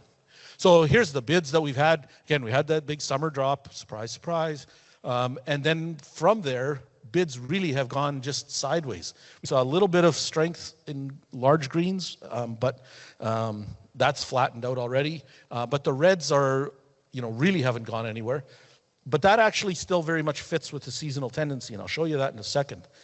New crop bids coming in very, very close to spot prices right now. So not a strong indication, but, and again, at 24, 25 cents for large green lentils. I don't know if that's going to get anybody really excited about signing up anyway, but we'll see. So here's the seasonal index for red lentils. That's the red dashed line. And then the greens, small greens and large greens follow very much the same pattern.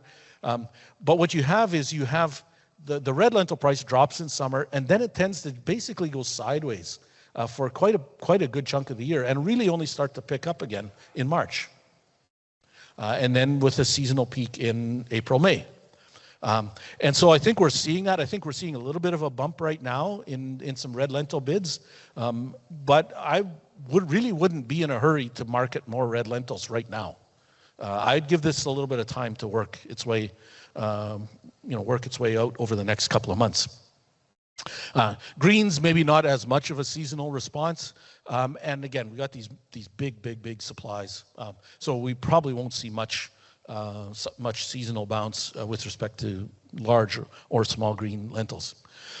So again, we follow this seasonal stuff, pretty regular or very closely, and I think there's really something to that. In terms of next year, I'm really hoping that there's less green lentils grown. Again, we're sitting on these big supplies. We really need to start, working those lower, and so that's a little bit of the situation. I think there's a chance that we actually might see a little bit more red lentils, and I might be out to lunch. You can tell me later whether I am or not, or you can tell everybody if you put it on Slido and tell everybody that I'm out to lunch. And that's okay. Difference of opinions. But I think there could be room for some more reds. But I think the red lentil side of the market can handle that a lot more easily than the greens can handle more, acres in 26. So when we look at what that might do for the balance sheet, again, this was the yield, 1,700, a little over 1,700 pounds an acre in 25. The average is about 500 pounds less than that. So if you drop acres a little bit, and then you get back to those average yields, what does it do to production? It drops production by like 1.2 million tons. So just getting back to average yields is going to solve some of those problems. And I know everybody wants to get the higher yields. I understand that. But there is a cost to doing that in the market, which we found out this year.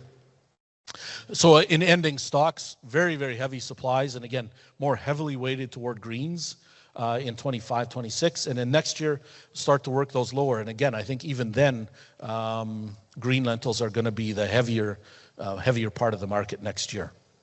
So that's my opinion. So for the rest of this year, very heavy green supplies, comfortable for reds, talked about that. We need even better export movement. It's been good, but we need great export movement this year. And some more upside potential for reds than for greens. And then for the next year, we got all of this carryover, and especially greens. Hopefully we'll have fewer green lentil acres, but there's still going to be large supplies. So that low price environment, especially for greens, will kind of be extended. It's probably not going to be at this year's lows, but I don't see big rally potential for the green lentil market. Chuck? Yep. You've got a few questions in the queue and a couple minutes remaining. Okay, chickpeas. So chickpeas, we had 13% more acres this year. We had just this massive yield, and so our production almost doubled, and so we had this huge amount. One of the things that I find interesting about the chickpeas, I find him speaking faster now. Desi chickpeas, StatsCan was showing more Desi chickpea acres. And so there's some potential for that as well too. The big problem, as you well know, was this quality constraint that we have. So a whole bunch more sample, a whole bunch more 3 Canada chickpeas. And so we're finding homes for those in the US, but they only need a certain amount for their pet food. So, I don't have any easy, quick answers for what to do with your if you have low quality chickpeas. Don't have any quick answers for that. That's just going to be a real grind, I would say. And you see the wide quality exports. The US also had its biggest crop. They are one of our big export markets. So the fact that they had a bigger crop doesn't help. Our exports, though, are doing great. For chickpeas, above average every month this year so far, and a really big month in November. But part of it is, or not part of it, the main reason is because we have such low prices. So it helps buy demand in places like Pakistan, Bangladesh, so on especially. We're seeing Pakistan particularly. So we're seeing more demand from there. Russia is also into the chickpea game, and they're growing the mediums, or the smalls, I should say, more so. I don't know what their final number is for this year, but it's big. Mexico is talking about growing a bigger crop. Theirs are mostly like 11 millimeter or even larger. So it's not really competing with what we are, but it might soften the top end, like the 10 millimeter type of market. Argentina, a bigger crop there as well too, with bigger exports. They're more the mediums to small types, so they are more of a competitor. But I have a record export outlook for Canadian chickpeas this year. So 240,000 tons would be a record, and I think that's easily doable. We might even do a little bit more. Problem is that's not enough. Prices are still dropping. One of the things that I found is you got the Desi chickpea prices here, not that much of a spread with Kabulis, with a 9 millimeter. I wonder if that'll trigger a few more Desi acres this year. Maybe we'll see that. The seasonal index, what you have is, again, it tends to be really ugly for chickpeas, just kind of steadily drops from January all the way to the harvest lows. I think this year we could see it not dropping so much as holding steady. I think it's probably gone about as far as it needs to go in terms of buying export demand. So not a whole lot more weakness there. So I'm really hoping we'll grow fewer chickpeas this year. It shows up okay in our gross margin analysis, but we really don't need more chickpeas on the market right now. That's an issue. And so because we have these ending stocks, even if we have record exports, we'll probably have record ending stocks. So we really are going to be sitting on large chickpea supplies for this year and for next year as well too. So even if we drop acres and we drop yields, and if we drop production by 200,000 tons, our supplies are still going to be about the same as they were this year, be about the same next year. And again, a lot of those supplies are going to be the low quality stuff. And again, ending stocks quite large. So for the rest of this year, heavy Canadian supplies, but we're buying more demand with the low prices. And so that's positive. We really need to do that. And then for next year, hopefully less acres. Well, that line shouldn't be there. I stole that from the P slide. But I think we won't see much in terms of price recovery unless we have some more serious weather issues for this next year. So that's what I have. And then there were some questions on Slido. Okay, I'll get ready for those. With the spread between Australian and Canadian red lentil bids, are the grain companies here pocketing the difference? Oh, geez, I can get myself into trouble, can't I? The spread itself, as I pointed out, like the price, the Australian price is in Adelaide, so it's already at the coast. Like it would be like comparing, we would need to basically compare our prices, a Vancouver price to their Adelaide price to get a closer comparison. So part of that difference is logistics, rail and elevation costs and those types of things. So I can't say that they're pocketing that, but I do think there's room for our bids to improve just to kind of catch up to where the Australian ones are. So much as I'd like to say, you're getting taken advantage of, no, I don't think so. But the direction, to me, the direction is the important part with that Australian thing. With a record crop there, and really big exports, their prices are already going higher. So I think ours can do the same, can follow that move higher. Can you split large and small greens out in the green lentil carryout, or does it even matter? I don't have the data to be able to do that. All I would say is that going based on what I've been hearing from lots of people in the country is that small green supplies are even heavier than large greens. Like the acreage shift went even more towards small greens than large greens. And so that part is even heavier. And the difficulty is that like when India starts buying more to substitute for pigeon peas, they usually start with the large greens. And then when large green supplies or the price spread gets wide enough, then they'll switch to mediums or smalls. So on the demand side too, the small greens are probably going to continue to lag and have their wider kind of the wider price spread than usual. You referred to decrease in Turkey's lentil production. If they get back to exporting more, how much will it affect our local price? If they get back to exporting more, because they do re-export. Like Turkey does re-export a bunch of the lentils that go there, but this year their exports, their re-exports are down quite a bit. So they are consuming them domestically. And I think that's the, okay, then that's the similar to that second question. Is Turkey consuming Russian lentils? Or are they washing them, exporting them to countries that have banned imports from Russia? I don't know where they're sending them, but again, I would say that their exports or their re-exports are actually down this year. And so a lot of those lentils, the lion's share of that increase in lentil imports is staying in Turkey. Any other questions? That's it? Okay. Any other questions from the crowd? You can talk to me afterward too if you want to talk about canola or whatever, because, you know, good news in canola today, or, you know, but.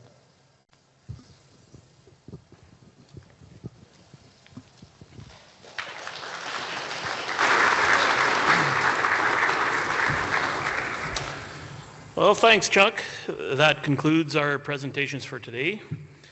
We would like to recognize and thank our generous sponsors, Adama Canada, Syngenta Canada Inc., New Farm, and FMC Canada, who helped make today's meeting possible. Thank you once again for supporting this event and pulse growers in Saskatchewan. We are also hosting an additional event like this in Saskatoon.